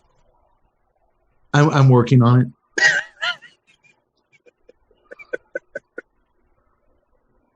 It's called The Wrong Choice to Make If I Want to Keep My Wife and Kids.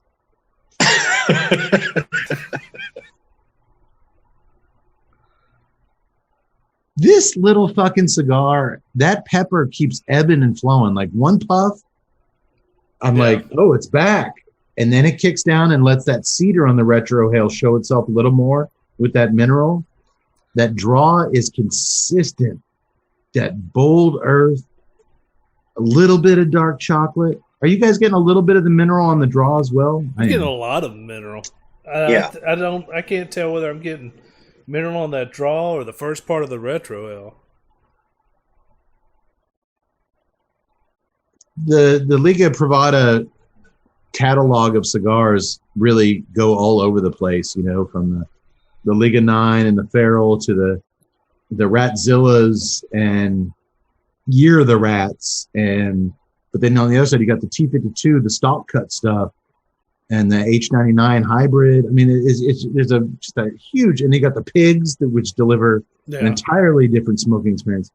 So far, what I'm noticing about this one, and I'm not going to say that Willie, his distinct leaf placement in the cigar is what's giving this, but it's certainly, I have never had a Liga Privada with that kind of pepper.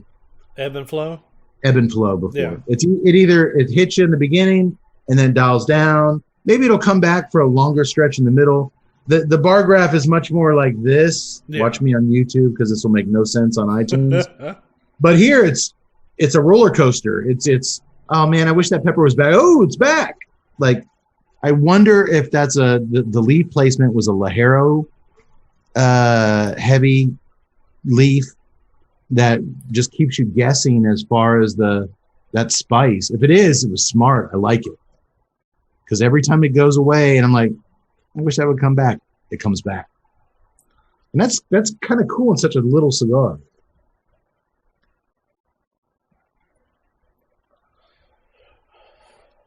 And I'm getting some coffee. A little past the halfway mark, I'm getting some French roast coffee. That's a flavor that I'm experiencing in the cigar. And I'm tasting it, so I know that it's real to me, if no one else.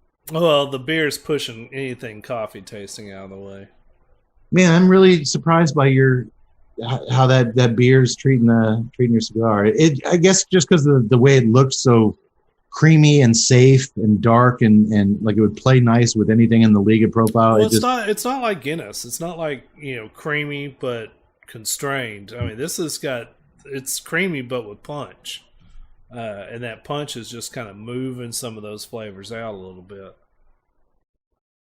Oh man, that addition of some coffee on the draw is mixed with that earth. That's nice. Okay. I will say I think the beer is actually highlighting that mineral because I'm getting that mineral. I mean, it's far heavier than what you're describing.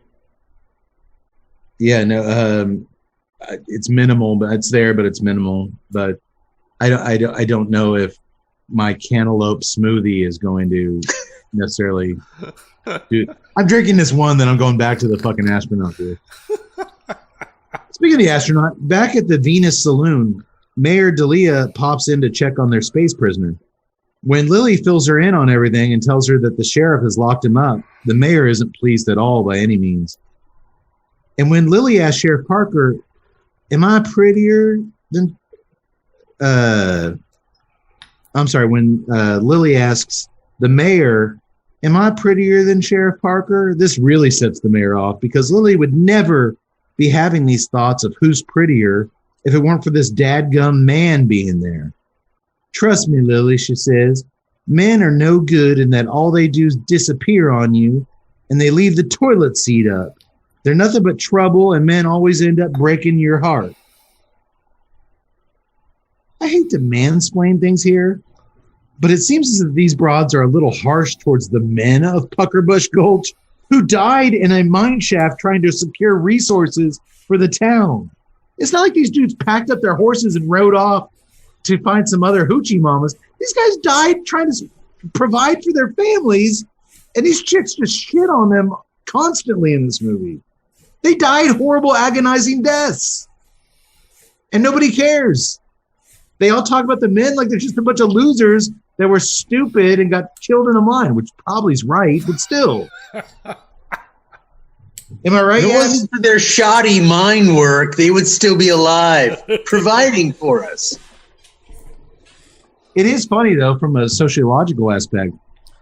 Before this dude showed up, no women ever asked each other, am I prettier than this one? Or is my dress... And I would say that's a fucking lie. You think yaks with no men, they'd still be catfighting? Oh, fuck yes. Possibly so. Possibly so. Contrary, we all know the secret. I mean, My name is Women- Paul, and this is between y'all. I don't know. I personally get to see this quite often. Well, you own a pub, As an impromptu therapist. but you live, Bartend. but you bartend and own a pub in a world where there are two sexes. Oh, yes. Imagine if we had a planet where it was just us dudes. Tut would be strolling into the Venus Saloon wearing Hey, the same, Bob, do you think my pecs are as developed as Cade's over there? wearing the same pair of fucking sweatpants every day his entire life. Do you This is true. This is Do you true. think Billy Bob has nicer sweatpants than I do? That would never come out of his mouth because there's no chicks. I've never gone up to the pub and been like, what should I wear? I want to make sure I'm wearing a t-shirt that's cooler than Cody's t-shirt. I mean, that's not a thought I have. And there are, but I don't think about impressing girls. But this is totally different. There are no men. I thought it was interesting that she was like, dude, you just said something that you would never say if it weren't for this ding dong that just plopped down on our planet. And that sounds like a Paul McCartney. Ding dong plopped down on the planet, man. Just a little launch and then bloop, bloop, bloop, bloop, just plop down. No, Paul McCartney.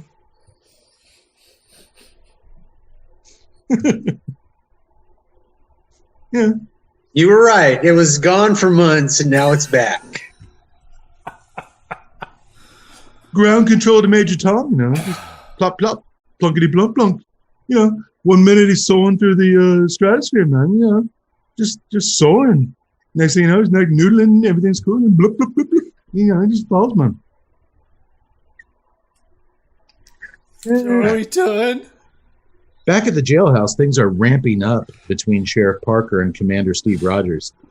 She asks how he's able to walk around with something like that sticking out in front of him, his boner. And he explains, it isn't always that big. This is a special circumstance. I've been there. She's intrigued by what she sees. Been there too. And she tells him, Spaceman, you're going to be my bitch tonight. Been there. This actress is fine and dandy, I suppose. Am I the only one, though, who would have killed?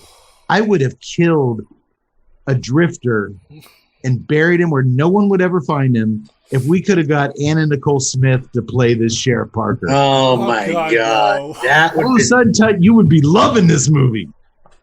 Space Boy, how are you able to walk around these parts with that thing poking out of your britches like that? God, no. And see, that's how bad my impressions are.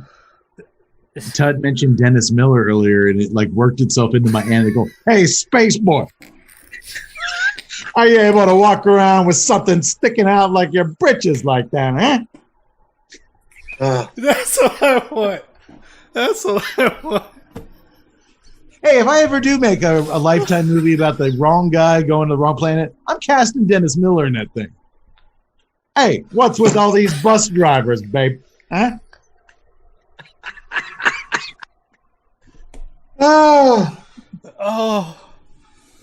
Oh, the fictional Dennis Miller accent is the best part of this entire movie. I'm just saying, Anna Nicole would have rocked this role. This chick was fine. I didn't find her that attractive. That kind of hurt my overall experience of this thing. Anna Nicole, I would have taken Shannon Tweed. I actually like the sheriff. I thought she was pretty good looking. I mean, she's no what's her name? Lily, the bartender. Oh, I thought Lily the bartender looked like a kid. Like, she was so young. Like, I didn't find her attractive at all. Oh, I mean, yeah, me neither. Oh, sorry, that was kind of a shitty thing to say to you after you said you liked her. I really found so attractive. Really, she looked like a kid to me. I mean, no, she was of age. She was of age. I thought she had a younger face. No, I honestly, the only one I found in this planet of hot gun-toting, hard-drinking babes. Gun-toting, hard-drinking babes. It's a planet of hard-drinking babes, babe. Huh?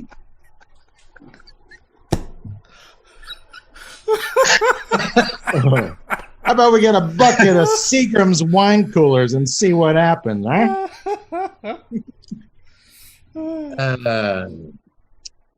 Yeah, I would have liked Anna Nicole or Shannon Tweed in this. It seems like they're custom made. Yeah, they would have been great. They would have been great. But you need a brunette. I get it.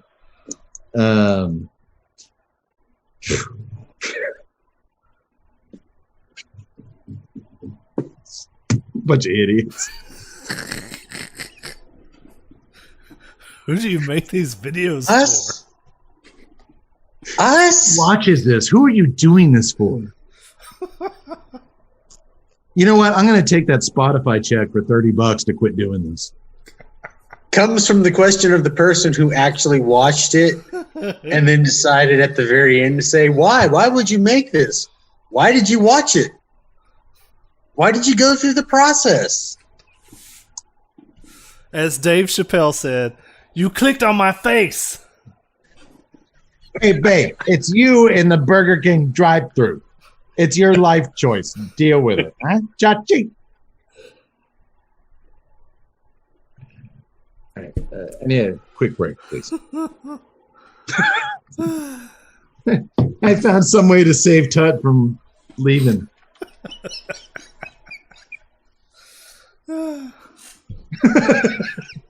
Note to self: every time Tut's disinterested, pull in Dennis Miller in the movie. I can, which actually works really good tonight because Doctor hates my Dennis Miller. He does, which makes it even better. He would totally, dude. But I love doing it because I just love watching him on the rerun just squirm. He does. He physically squirms. He does. Actually, I think last week the only impression I've ever done that he enjoyed was Keanu. Your Keanu was pretty good. I liked it. Watching it back, he actually kind of dug it. Yeah. Yeah, that was a pleasant surprise. Once you start rocking it, I was like, "Oh God, well, no, hey, that's pretty good." Well, I started doing Keanu in high school, so I've had it decimated. Ironically, my least favorite thing I do is Dennis Miller, but Tut just laughs so much at it. I don't know why. Hey, maybe if I start doing that around the house, my kids will gravitate towards that, and I'll just be, hey, babe, keep your Cliff Bar. We got to get to school, huh? Tut, you are almost done with your cigar. You brought out your nub tool to get to the bottom of things. Final third. I'm in the final third. I've had to remove the band. Where are you at, flavor-wise? You know those flavors you're tasting? It's good. We're not tasting. It's tobacco. Pepper is still hitting hard on that retro hill. Good tobacco. It's got that mineral. Oh, it's nice. Earth, cedar, leather, dark chocolate, yes. Dark chocolate, yes. I killed mine already, but I was already past the point.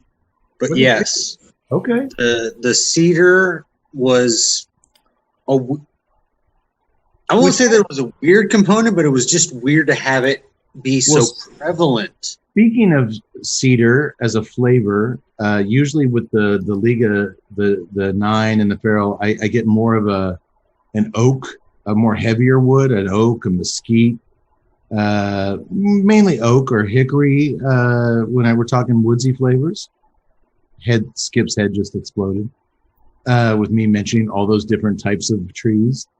But yeah, the cedar. I mean, it's a very distinct cedar presence on there, and mixed with the leather and the earth, and then that pepper and the mineral and the draw. This is a very unique Liga Privada. Yeah. And that ebb and flow, like I said, of the pepper coming and going, disappears. I want it back. Boom, it comes back. Bauhaus. Distinct placement of the leaves. I think it accomplished that. I think it provided something new to the Liga Privada family that hasn't been seen before. Granted, you got to go to Europe to get these. And I'm seeing guys on the Drew Estate boards. They're actually calling cigar shops in Germany and the Netherlands and getting them shipped over here to get this experience. You cannot buy this cigar in America. So when I talk price point here, keep in mind, this is a price point on what this cigar costs bringing this shit over here to the States. So it's really not even fair to ask you guys, but I guess I will. Price point? $15.75. $15.75. I'm going to go 12 euros. I don't have a conversion. You're correct. You are correct. I don't have a conversion thing here. That is $37. So we got $37. No, it would be like 24, I think. $21.89 according to halfwheel.com's report. Look at you, Yaks. So is that 12 euros? I don't know. All right, you know what? Give me a second. Whoo! I don't know if We're going to go to the interwebs. We're going to find our currency conversion. While you Google the conversion rates, Yaks, I want to remind folks that when purchasing some fine Liga Privada cigars from Drew Estate or other brands from FamousSmokeShop.com, please use your new favorite promo code TNCC20 at checkout, where it will knock $20 off your purchase of $100 or more. Fine. If you could buy a box of Bauhaus, that would be a free cigar. That would be a free cigar. What did you say? It was 21? $21.89. 21.89. It comes to 18 euros. So I'm about 6 euros off. Nothing. €6 and 18 euro cents. Whatever. Nothing to be ashamed of. Look, I always look at a Liga Privada as a luxury smoke. Very much so, yes. As a special moment smoke. If I'm going out to mow my grass, or if I'm getting drunk at my daughter's birthday party talking like Paul McCartney, I'm not going to be smoking a Liga Privada because I can't pay attention to it the way that it deserves. There are other cigars to fit that bill. Fine cigars, which are pleasant and I can puff on them. But when I smoke a Liga Privada, I want to savor it, and I want to just swim in that moment in time and think about nothing but the cigar in my hand. And this cigar provided me, and dude, as little as it is, it's been going for a while. Yeah, it's lasted a bit. It really has.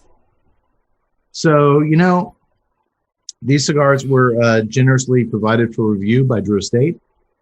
I can say that it's unique enough when I find a unique member of the Liga Privada family, I seek them out. There's some that I don't like, some more than others.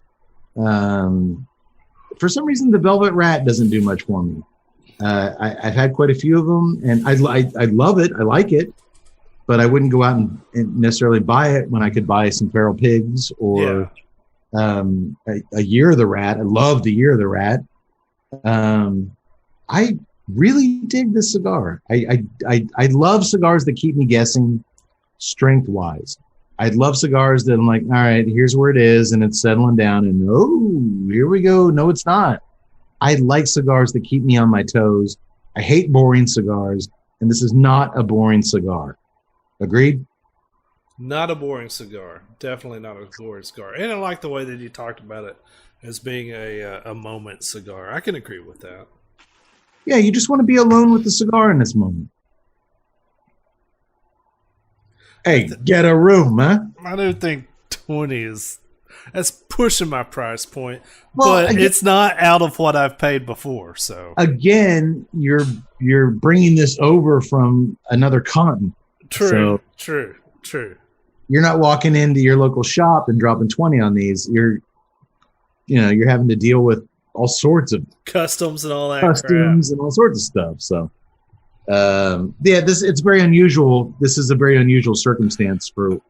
I will say it's a wonderful, wonderful cigar. I mean, you can't, even with the price aside, you can't take that away from the cigar. It's a beautiful smoking cigar. It really is. A lot of review sites don't factor in price point to their final score. They just, what the cigar is, the blend, that should stand on its own. Our formula that we use, it's a very small fraction of our final score, but man, how they keep tweaking the Liga Privada family, I just love. I loved the new version of the Year of the Rat. It was our number one cigar last year, and I'm just digging the hell out of it. And it stood up to a melon fucking beer, and it's sticking up to a brewed IPA, which is super fucking hoppy.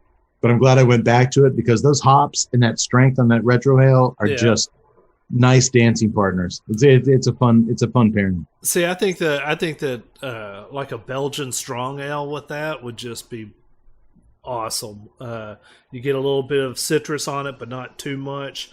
But you get a heavy malt that kicks in there, and I think that'd be a great pairing. You know what I'd love to smoke or drink with this cigar? What's that? A Don de Deux. Don de Deux would be a good one. A triple. There you go. Yes. That flavorful triple that takes you on a fucking smorgasbord of flavors like this cigar did, and just kind of surprises you with every sip. That triple for me, it's my favorite triple. Dude, the Don de Deux would rock with this fucking cigar. I think you're right. I think I am too, Yax, for once. All right. Well, let's get back to the movie. So you keep nubbing that thing. I'm going to keep puffing away on this little... I actually just had to release it. Hey, Yax, one day we're going to have to get drunk and get our friend Nasser. He asked on YouTube what our thoughts were on the Snyder Cut. Oh. I need to get your thoughts on the Snyder Cut. You guys can do a special edition of the Tuesday Night Cigar Club where I can just sit back and drink and not watch us nerd out. Yeah, we'll let you guys do your thing. But back to the movie. We cut to a shot of the moon with a howling wolf in the background, letting us know that it is indeed nighttime. When you see the moon in this movie, it's nighttime. When you see the sun, it's daytime. Oh, I thought you were going to talk about Really? Spaceman's buttocks. No, we actually see more of his ass cheeks than any chick in this movie. That's right. That's what you call a pressed ham? For the next 5 minutes, we watch as Sheriff Parker dances around on top of Commander Steve, who's handcuffed to the bars of his jail cell up above his head. She takes off her top, cracks a bullwhip about 50 times. And I'm not kidding. Like, she climbs on top of him and is like grinding herself against his torso, then his face. She cracks this bullwhip about 50 times as that terrible Roadhouse music plays on repeat. Was she whipping him? Because we don't see. I don't know. He does say the next morning his ass is a little sore. I'm not sure what kind of shenanigans they're up to on. He wasn't really complaining too much, though. Puckerbush Gulch. I don't think so, but whatever. She was doing it. And it would have been astronomically more entertaining if Anna Nicole Smith was doing it, but I'm going to leave that alone. And when she's finally exhausted from all that whipping and dancing, we cut to a shot of the sun to let us know that it's now morning. Yeah, and then if you watched High Noon at Makeout Planet, you saw her get up from the chair and then cut to the sun. Oh, so you didn't see any of that jailhouse grind session? Not even the bullwhip? That was hard. No. Oh, see, I could see if you watched that version, you're like, come on, dude. And I could see if you watched that version, why you would think that this was actually a softcore porno. Because you're like, oh, they did it, and I'm not getting to see it. Whereas when you watch the full version that Yax and I did, Petticoat Planet, this is not like we got bamboozled into in the past. The ladies from what was that movie? The ladies of the Royale, Bikini Royale. The ladies from Bikini. Dude, that was actually a softcore porn where they showed stuff, and we watched the edited version where they showed nothing. This isn't a softcore porn. Yeah, even in the full version, these are real actors and actresses and directors and screen. These guys collectively contributed to 50 wrong movies. They might have done all the Lifetime stuff, but this is at its core is just a bad softcore porn movie. Sheriff Parker went on to win an Emmy for her work in General Hospital. Yeah. It's true. That's where I recognize her It's from. not softcore because there's not even anything close to sex in this thing. It's just chicks grinding on dudes. We get to see his butt cheeks. But, I mean, we saw that in Color of Night with Bruce Willis, and we got to see his wang. Is Color of Night a softcore porn? No, because there had cinema stuff to it. The cinema stuff. Are you talking about the Willis penis? And the Willis orgasm? Whoa! We don't get any space band Steve Rogers orgasms in this thing. No, thankfully. Mayor D'Elia pops in to check in the jailhouse to check on her prisoner. He asks for a phone call to Earth, which that's not a thing. But she tells him that all their communications equipment was in the mine shaft with the men when it collapsed, which, she says, got Puckerbush voted dumbest planet of the year that year for obvious reasons. That was funny. Well, how would they know Not only did all the men go in there, they took all the communications equipment. It all got destroyed. Well, how would they know that they got voted dumbest planet of the year if all the communication equipment was in the mine? A representative from the contest flew down to the planet and gave them their trophy. Why wouldn't they bring them like some new communication equipment? You've seen how difficult these women are to work with. Would you give them any communications equipment? I would have given them something. Oh, I can't believe this is my life. I've heard stories about my mother-in-law going into Verizon to complain about this. You're not helping these women if you don't absolutely have to. Remind me to delete that comment. Well, she tells Steve the crux of the situation is that they have laws in this town, and you broke several of them: intent to commit violence, reckless endangerment, propositioning an officer of the law with his space penis, littering, excessive use of derogatory female nicknames.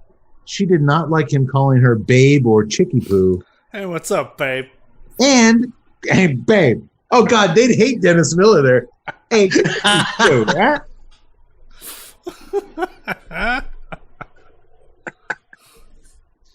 You can't tell me to get home, but I bet you can tell me where the Bed, Bath, and Body Works is, huh?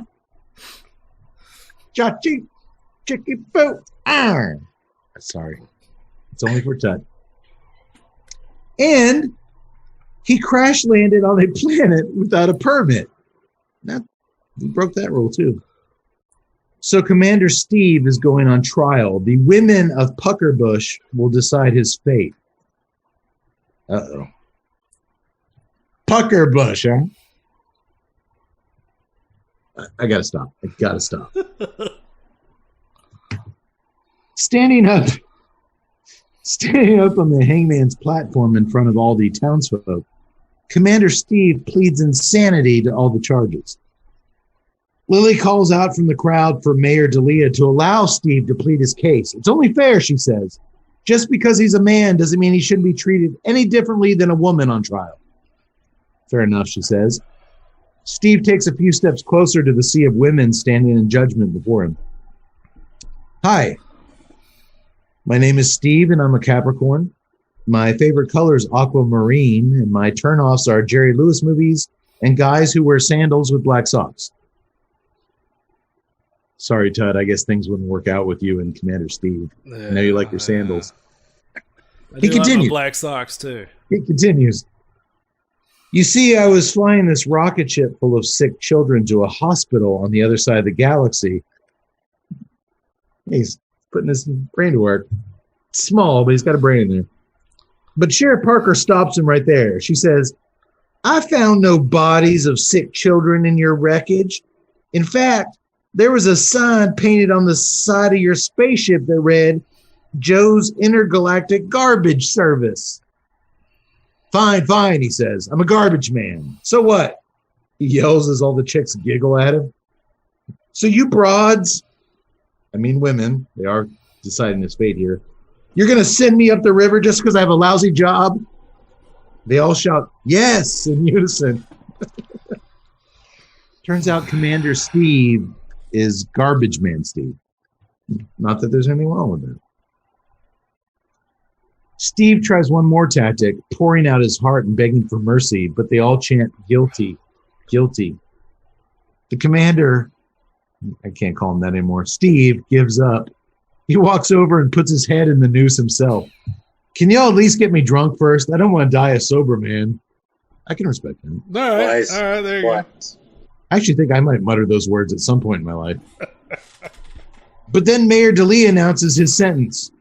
He's fined $40 and he will be issued a written citation by Sheriff Parker for his crimes against this town. All the girls start laughing at him again for thinking they were going to hang him. The mayor says, we don't ever hang anybody. We only hold trials up here because the acoustics are so good. Then why have the noose? It was just there. Yeah. You know who else? You know where else the acoustics are good, Tut? Where's that? Well, of course, I'm talking about under the big white tent at a Drew Estate barn smoker. Ooh. Man, I can hear that rap music thumping from here, washing over the tobacco fields and barns with that thudding bass. Close your eyes, boys. You can hear Biggie Smalls just. Oh, it's. All right, that's enough. The barn smokers are back this year. They're back, baby. They're back. How exciting is that? And I'm guessing that if you folks at home attend one of these amazing experiences, you'll find plenty of their newer offerings, such as the Herrera Esteli Miami.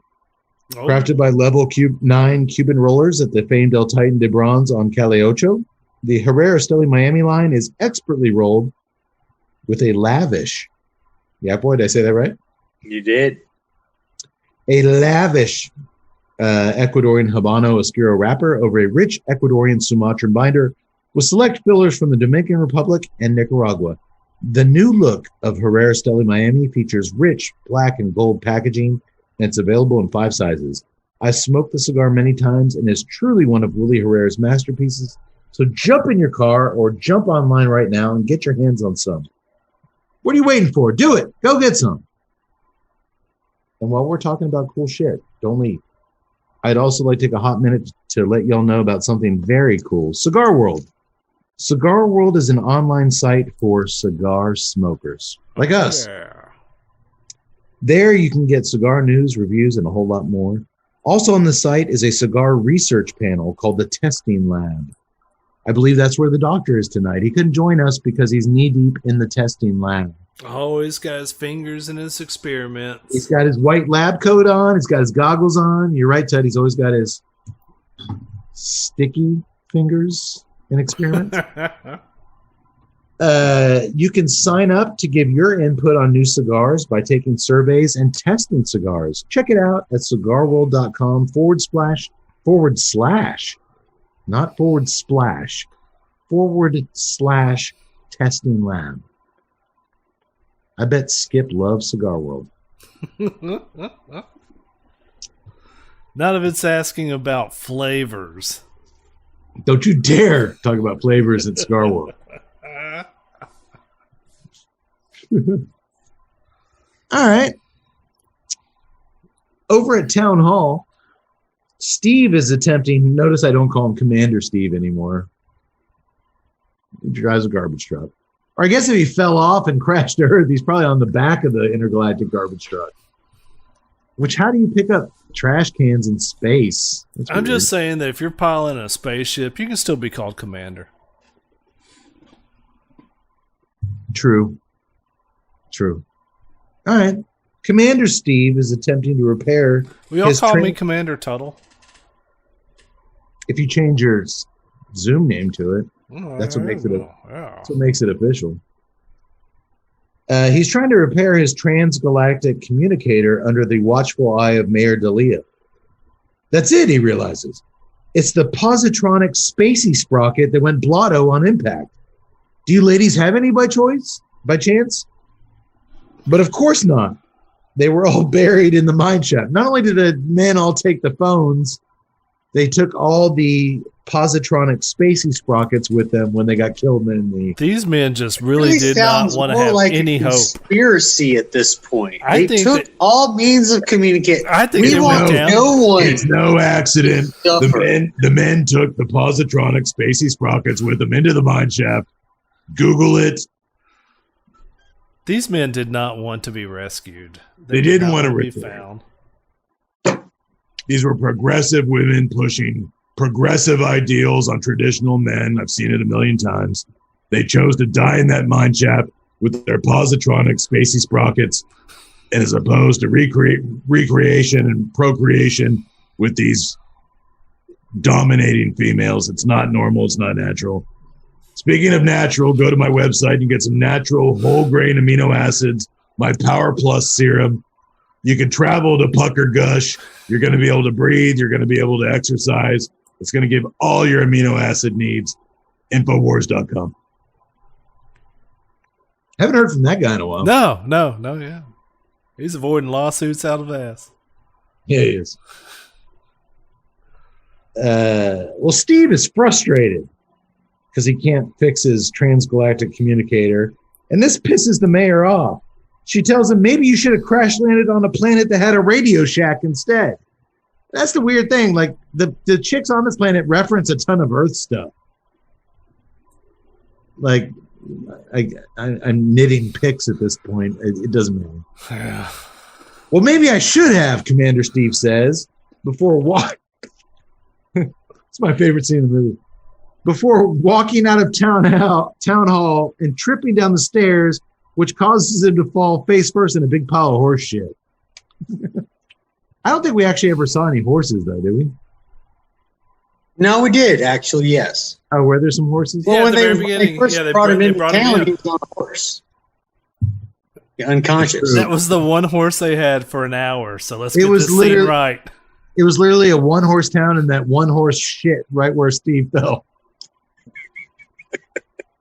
I felt like I tripped into a big pile of horse shit about this point in the movie. Yes. But unfortunately, I couldn't take a bath and wash Petticoat Planet off me so easily. The horse just took a little plunkety-plunk on the Main Street, man. The main avenue just plunking it did. Just took a big plunk, right there in the avenue. Just plunk, plunk, plunk, plunk. I remember back in Birmingham, No, please. Ringo took a plunk, It's, squatted down, took a plunk, We're just trying to find some chords, just noodling. All right. Speaking of baths, Mayor Delia runs Commander Steve a hot bath back at her place. Guess what, boys? All of a sudden, Mayor Manhater is having a change of heart as she asks Steve if he needs some help lathering up in the tub.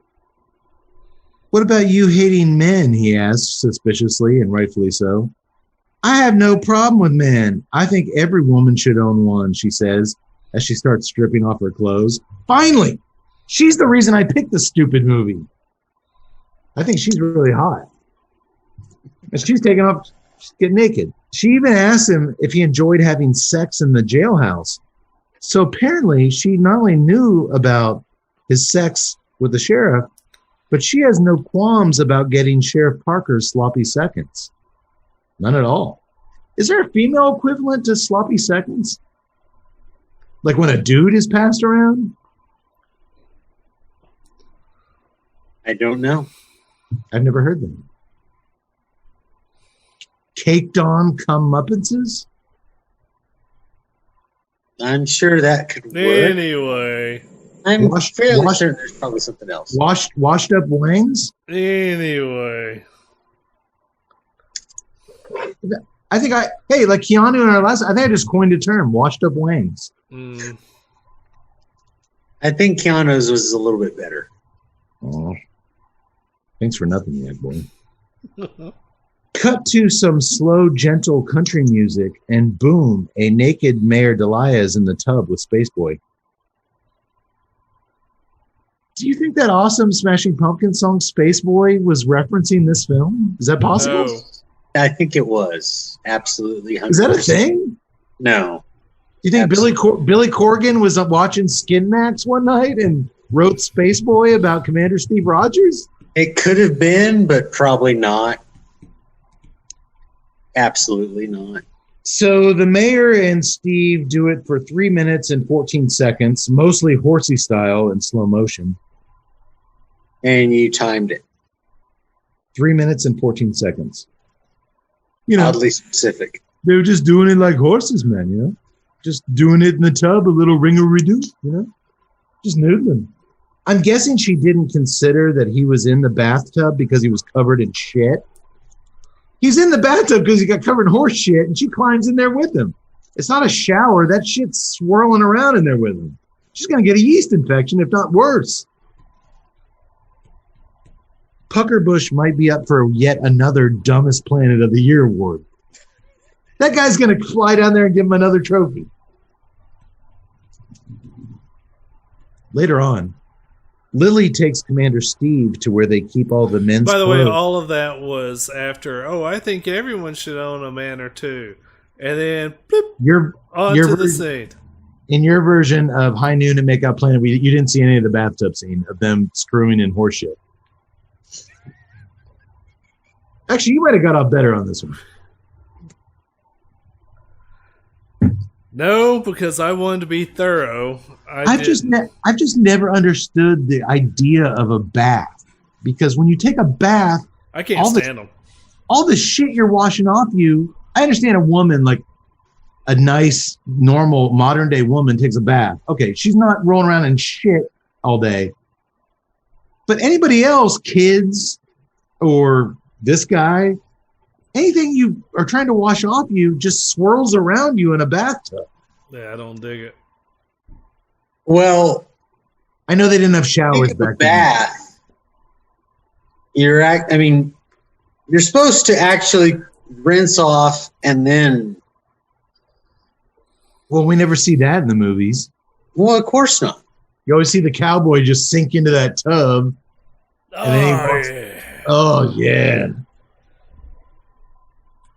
All right. Later on, Lily takes Commander Steve to where they keep all the men's clothes in storage, and we are treated to a hilariously unfunny montage of him trying on different outfits. For some reason, the men of Puckerbush apparently wore Zorro costumes and Village People black biker outfits. And he keeps trying these things on, and she gives him the nah, and he jumps out of the frame. All in slow motion, by the way, which makes this horrible montage go on for 3 times as long as it should, until he finally finds some normal Western wear, and Lily gives him the thumbs up. He's a cowboy now. Good. Meanwhile, over at the jailhouse, Mayor Delia is forbidding Sheriff Parker from ever sleeping with Steve again. She wants him all to herself. You see, boys, these two women have never so much as gotten into an argument over the last 20 years, but now a man like Tut with that hat on, oh, you just took it off. A man with a cowboy hat has entered the picture, and these ladies are locking horns over him. At least the sheriff admits she was horny, whereas Delia swears she just did it horsey style with Space Boy in the bathtub because she was curious is all. She did it as a curiosity. No, come on, girl. It was a fact-finding mission. Again, I typed that sentence, and that's something I'm going to have to live with for the rest of my life. That's on me. That's on me. Oh, God. Somebody should really toss me in the intergalactic garbage truck when we finally call it quits on this podcast. And, dude, I wrote that sentence. At least the sheriff admits she was horny, whereas Delia swears she just did it horsey style with Space Boy in the bathtub because she was curious is all. You clicked on the picture, man. You clicked on the picture. I typed that out. And I put it in bold. Because I thought it was important. I guess in this movie it is. It is. It is, Tut. The sheriff is unapologetic. She's just horny. She just likes having this erect penis around. The mayor's got this false pretense that, she's got all this other. No. They're all just horny. Yeah. Back at the Venus Saloon, speaking of horny, the mayor's demanding a bottle of red eye and a crazy straw. Which sounds like what my little girl would ask for at Sonic's happy hour. What do you want? Give me a bottle of red eye and a crazy straw. Who doesn't like crazy straws? Who doesn't like Sonic's happy hour? Spaceboy Steve puts a quarter in the jukebox and it starts playing some funky, upbeat 80s dance music, which really gets the bar of ladies jumping. He orders a milk from Lily, the bartender, which the women all make fun of him for.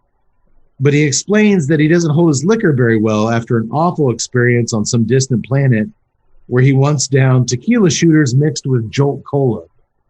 Oh, Jolt Cola. That's a dated reference. Dude, I mentioned that to the doctor earlier. Unfortunately, he's not here tonight. Never heard of it. Never heard of Jolt? And I was like, it was kind of like Surge. He'd never heard of Surge. What? Yeah. Dude, that's weird, right? Jolt was the shit. Dude, Jolt is the way it goes. I knew you guys would back me up on it. I'm surprised the doc hadn't heard of it. How did he get through med 2 school times without the caffeine? There was nothing at the time like Jolt. I can't believe I'm the one who has to break this to Tuttle after all these years. Tut, he didn't go to med school. He's not a real doctor. We watched a Sleepaway Camp movie, and they had a funny doctor character, and he was there. That's where that came from. Okay. Drunk Mayor Delia sees an opportunity here, and when Steve's not looking, she pours some of her 80 proof red eye whiskey into his milk. He shoots it, and that one drink alone causes him to grab Sheriff Parker and get her up on the saloon's main stage for some disco dancing. This pisses off the jealous drunk mayor, so she jumps on stage and the two women take turns ripping off drunk Steve's cowboy outfit. I've been there before, my friends. It's intense. Tut, did anything like that happen to you on the Travis Tritt tour? Every freaking bus ride. Oh, man, that had to be fucking amazing. Well, it would have been if you had 2 hot women do it. Moving on. Lots of red eye drank on that bus. Lots of Jolt. Lots of Jolt. Lots of Jolt. Well, the ladies of Puckerbush are all fired up against each other now, and it's all because of this M-A-N. Man. That night, after Commander Steve sobers up, he and Lily sit outside the saloon and get to know each other a little better. Like real talk. Like, person to person. In fact, he feels so comfortable around her that he pulls out a guitar and sings Home, Home on the Range. But the less we talk about, the better, so I'm not going to talk about it at all. Unfortunately, they didn't cut this one out. That was in both versions? Does he actually sing the whole song in your short version? Yes. Lily makes it clear to a blind man that she wants Steve inside of her, but he's as clueless as he looks. So he tells her, I'm just going to go hit the sack. But when he goes to his bedroom, Sheriff Parker's climbing through the window. She tells him that she's a hell of a lot better lover than Mayor D'Elia, who smells like a horse.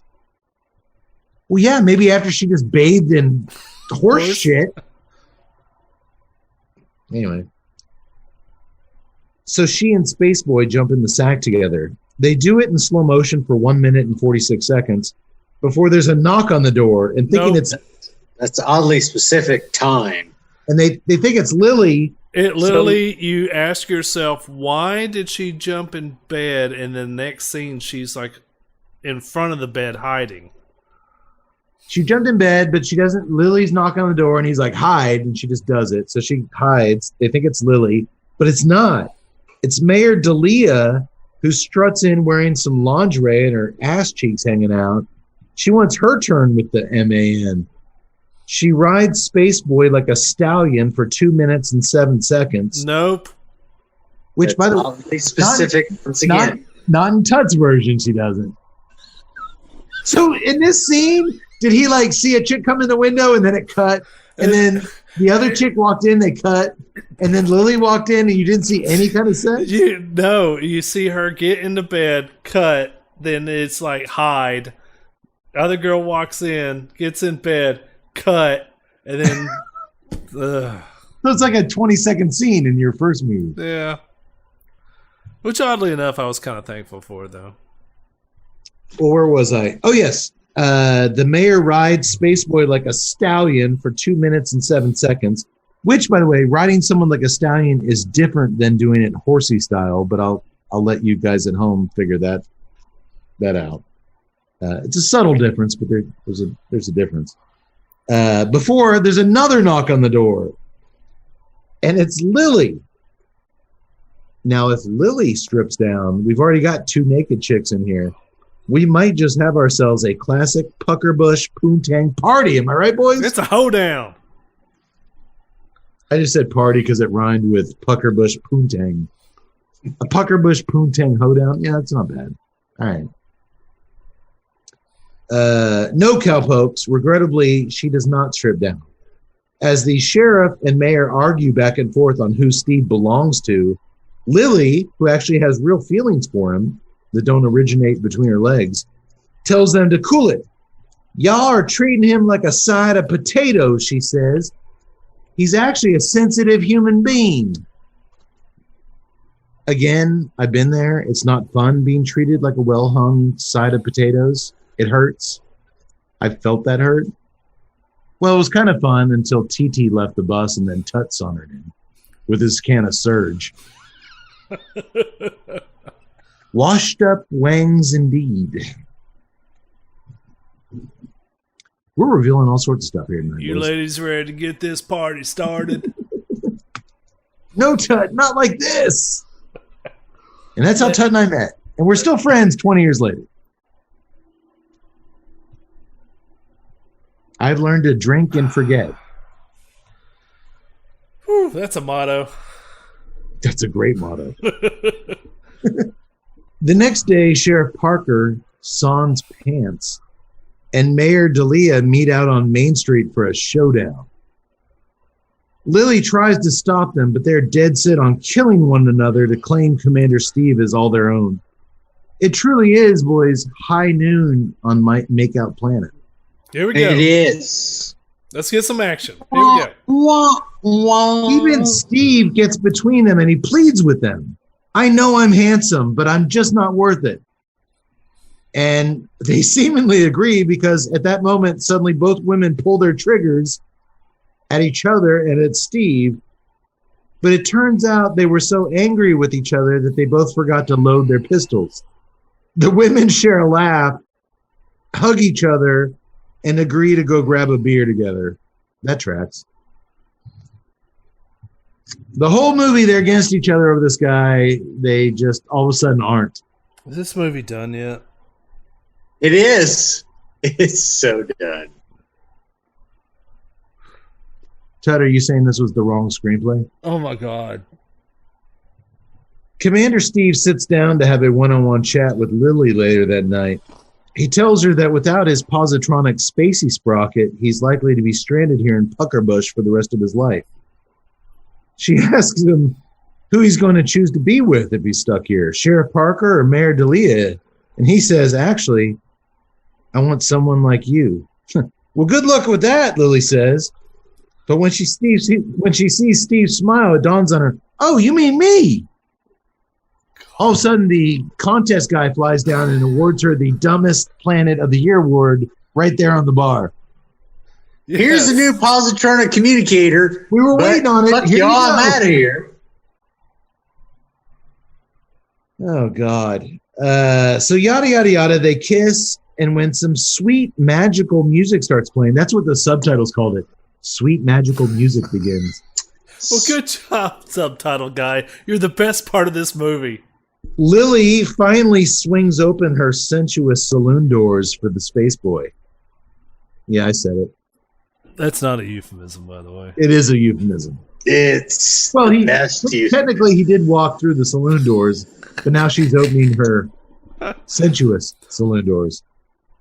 But not before she twirls around for 4 minutes and 2 seconds in slow motion on the stairwell, removing what seems like 1,000 pieces of clothing. It's the Old West. It's the Old West. They have it. time to have.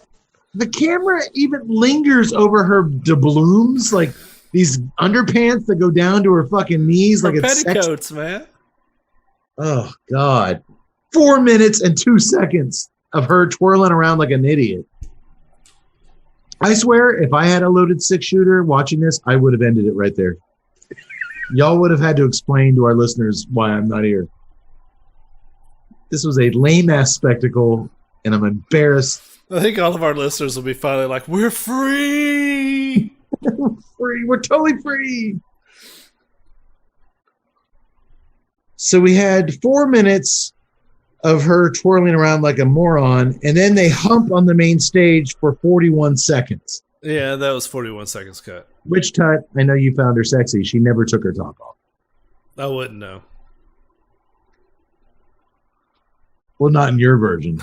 But you can tell in our version. Did they even get on stage? Crappily enough, they kept all the 4 minutes and Of course. whatever They don't show anything. slow-mo of the pantaloons that she's wearing. Did they show in your shorter version No. his butt cheeks thrusting into her on the main stage? No.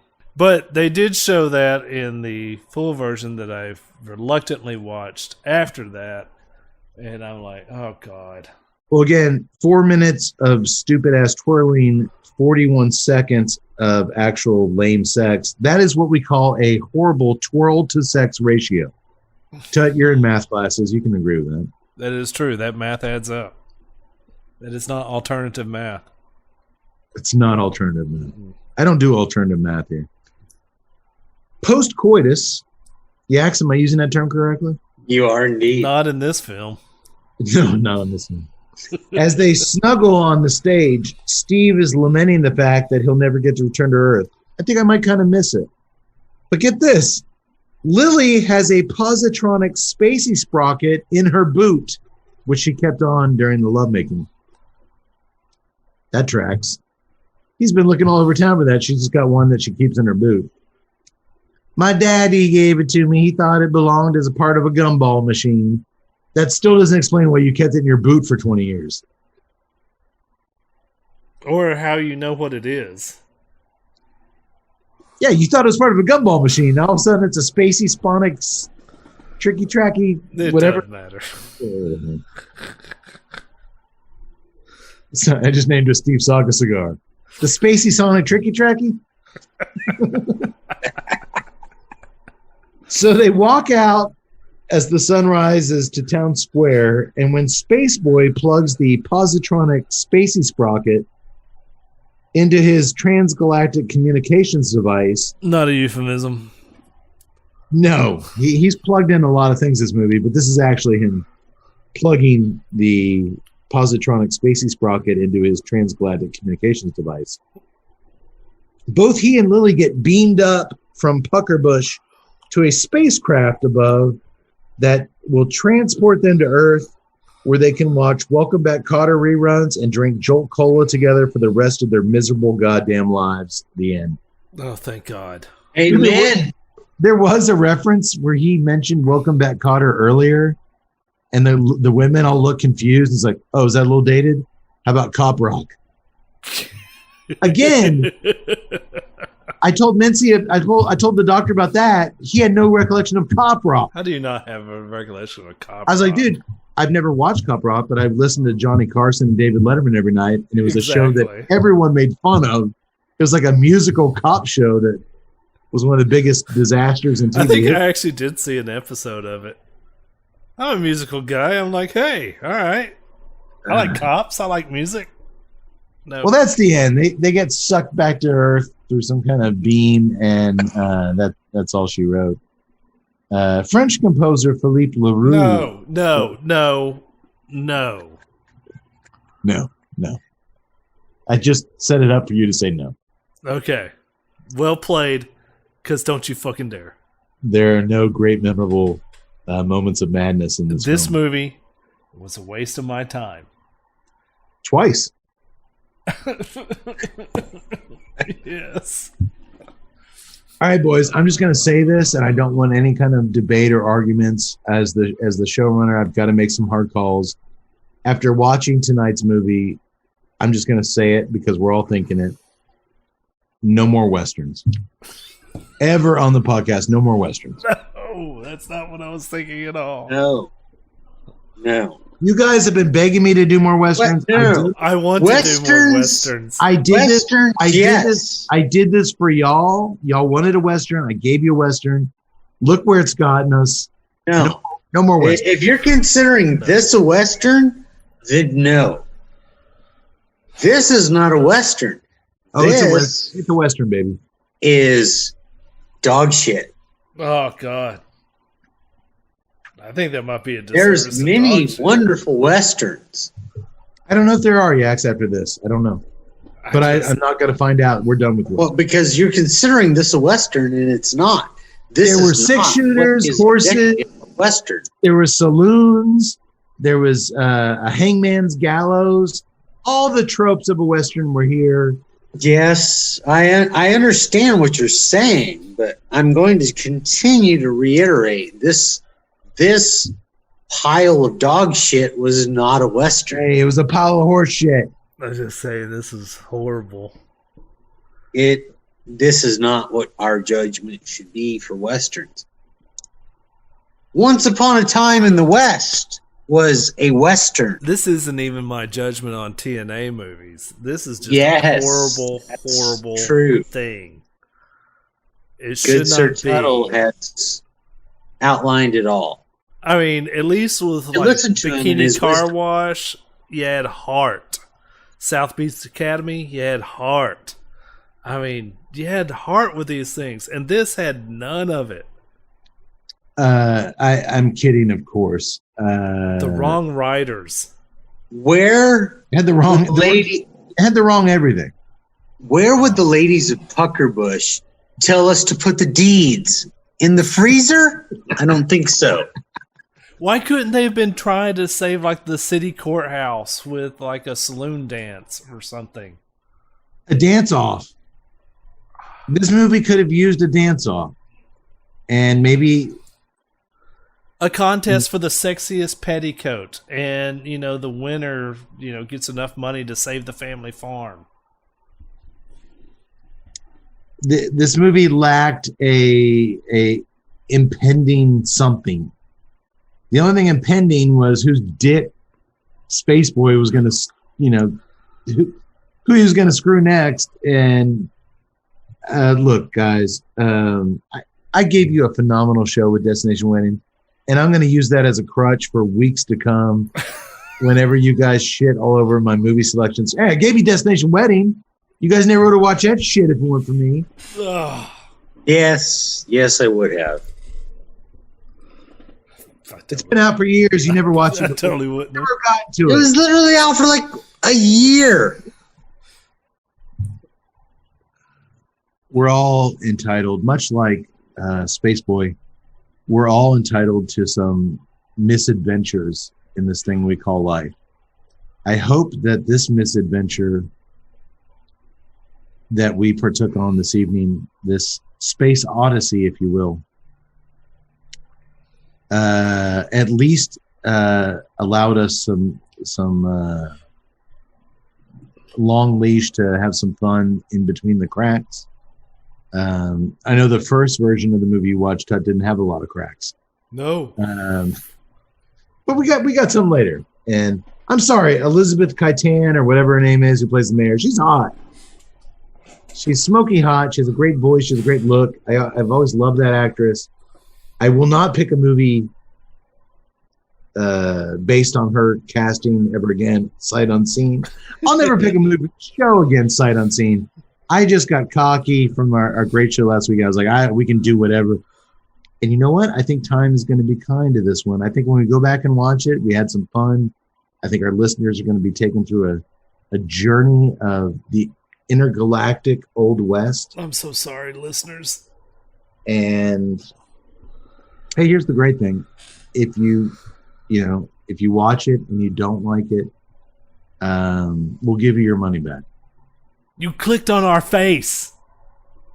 You clicked on our face. No backsies. No backsies. So hopefully you had some drinks with us tonight and enjoyed the ride. Maybe you had a smoke.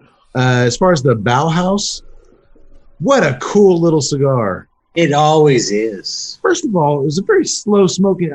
For such a tiny cigar, it ended up lasting a lot longer than I anticipated. Yes. For such a small cigar, the Liga Privada profiles for me aren't necessarily complex. Like you get, the chocolatey notes, and you get the oak, and you get the spice on the nose, and those things are just so. But there's such a unique spice and a unique notes on the draw from the Liga 9 and the Farrell and all this. That little sucker gave us some new stuff in the Liga profile that we hadn't had before, and I really respect the hell of that. I'm gonna call it a little. It's like a little midget cigar. I like the way it just kind of played with it, came in and out with that pepper. I mean, just very cool. It really played with the Liga Privada stereotypes and delivered some new things in the process. So, and you know what? They're right to send it over to Europe. Americans are too stupid to appreciate this cigar. But why? I love this cigar. Nah, send it to the Europeans. Oh. Paul McCartney would love this cigar. He's from Europe. Look at me with my Bauhaus cigar and my baguette. I'm having a good time. Yeah. Little Bauhaus talking. But no, I mean, they're sophisticated over there. They can appreciate this. Don't give us Neanderthals anything. But yeah, I love that. I actually really fucking dug the Moonwalk by Real Ale, the Brewed IPA. Super crisp, defined hop bitterness with a delicious citrus aroma. I'm buying more of that for sure. The sticky fingers, just way too much melon going on. I'm glad I just drank one of those with the cigar. But as a beer I'm drinking it now as a beer in and of itself. It's not bad. It's just a little too melony, which is not the case with tonight's movie. Tut, I'm sorry your beer didn't work out. The temptress. The pairing didn't, but that's still a damn impressive. Oh no, you love the beer, but yeah, I was about to say that thing is everything that I look for in a stout. Actually, it's heavy. It was just too flavor forward for that cigar. And that happens. And Yax, your final verdict on your cigar? I'm sorry, your beer. I love the cigar.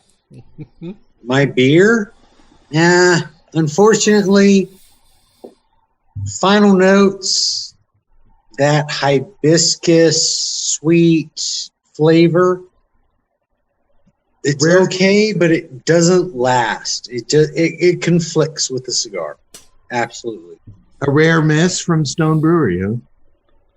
Well, like I said, this is a collaboration from AleSmith. Blame it on the other guys. Those AleSmith. No. It's a great beer. It's a fantastic beer.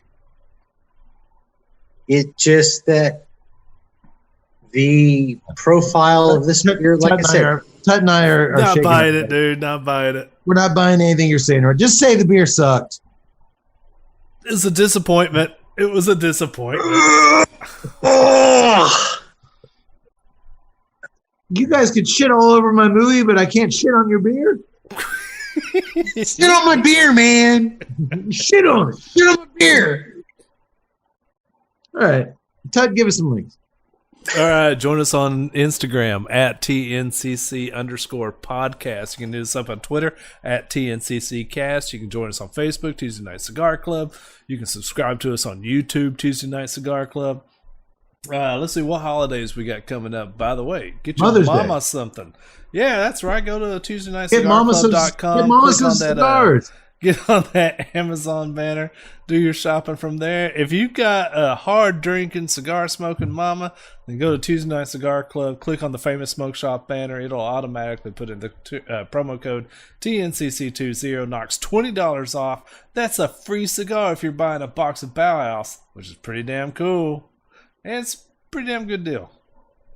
Did I forget anything? I don't think I did. Tut, do you have a hard drinking, cigar smoking mama? No. Me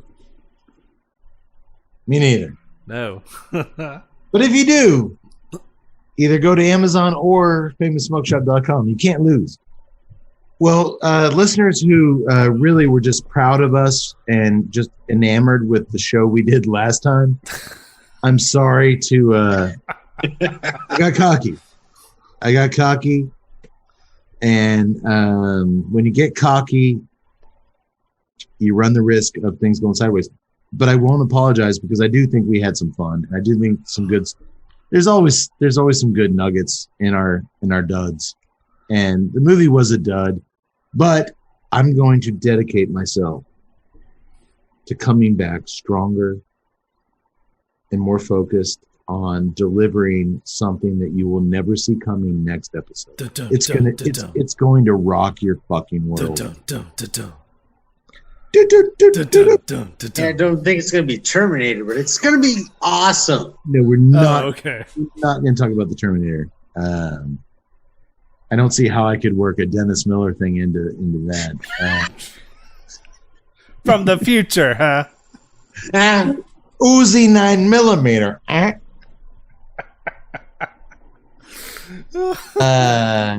But I'll find something. Plasma rifle in the 40-watt range. 40-watt range, huh? Oh God. So we'll just keep noodling. I'll keep plunking along, finding chords, just plunking. And we will come up with a really good show for you next time. But I'm not going to apologize for High Noon on Makeout Planet because you know what? They made a movie, and somebody, if you make a movie, I don't care if it's High Noon at Makeout Planet or Petticoat Planet or The Wrong Fiance or The Wrong Real Estate Agent. If you make a fucking movie, it's really fucking hard. And a lot of work goes into it by a lot of different people. And if it means something to those people that we took 3 hours out of our lives to dissect it and appreciate the things we liked about it and maybe shit all over the stuff we didn't. You're shitting all over my movie, Tut. We did something that nobody else has ever done. Yes, but once again, it is an amazing feat because for 30 minutes of sex scenes, they made 45 minutes of other film. Why? Why would you do this? So you're bitter about all the non-horrible sex scenes. No, it has no heart. I'm sorry. The I sex- know how hard it is. The sex scenes were terrible. I actually was begging to get back to the bad Southern accents and the dialogue. Well, yes, that's my point. Why would you do this? If you're going to make a sexy sex film, why would you waste time on filler? Yax, that's what makes this movie special. That's what makes this movie unique. That's why I chose this movie. It is an oddity much like the No, Tuesday you Night did. Cigar. You saw the Yes. girl and said, "Let's I go." understand. I totally So, did. I just you're saw going a to chick let that me know I've enjoyed seeing naked in the past. Saddle up. I picked it. We saddled up. So you're Hey, telling me that the hey, sweet Tonto. piece of death is coming for me soon. Please tell me that it's Wyatt here. Earp. to Wyatt Earp. s- More like Wyatt Burp. Am I right? Huh? My insides, they cry. I don't care what fake Dennis Miller says about me. I'm standing tall tonight, and I think we did a good job. And I don't care what you guys said. You guys are just too drunk and far gone. We've done a lot worse shows than this. We've done some really shit shows. This one was okay. You don't tell me what my surliness is supposed to say right now. You don't tell Yacker Bush Gulch what he can think. Exactly. You tell me you're not scrolling down Amazon Prime and you see a movie that takes place in Pucker Bush Gulch, and you're not going to put that in your watch list. I didn't say I wasn't going to put it in my watch list. I do the shit. Oh, I'm going to watch it. I do the shit. That Then I'm you going to be can't disappointed handle. at a whole new level. You can't handle the truth. I wouldn't want to handle the truth. Yeah, I watch the movies you don't watch at parties. You sit in the comfort of your own home watching your anime and your Marvels and your Disney Plus. I'm watching the deep, dark shit that nobody would ever vocally admit to watching to provide content for this show. That's the shit you don't want to hear. Look in my eyes. These are the eyes of a dead man. I'm dead inside for what I've done for this podcast.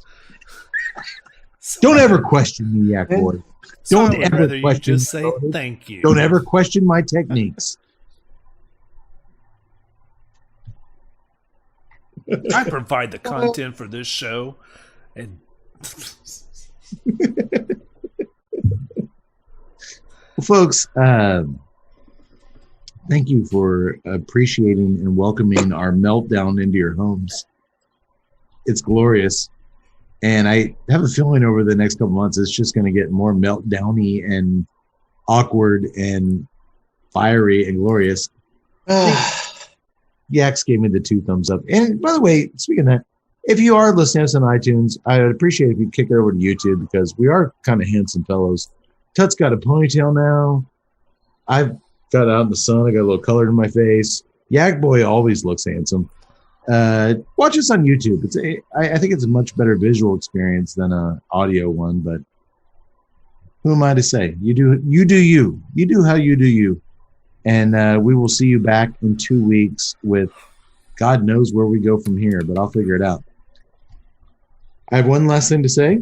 I say it every week, and I'll leave it at that. May the wings of liberty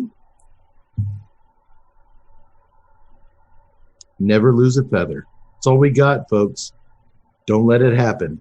Stand up. Fight. Or stay at home and watch other people fight. It'll probably be okay. Who knows? But I do know we'll see you in 2 weeks. Bye. Sayonara, motherfuckers.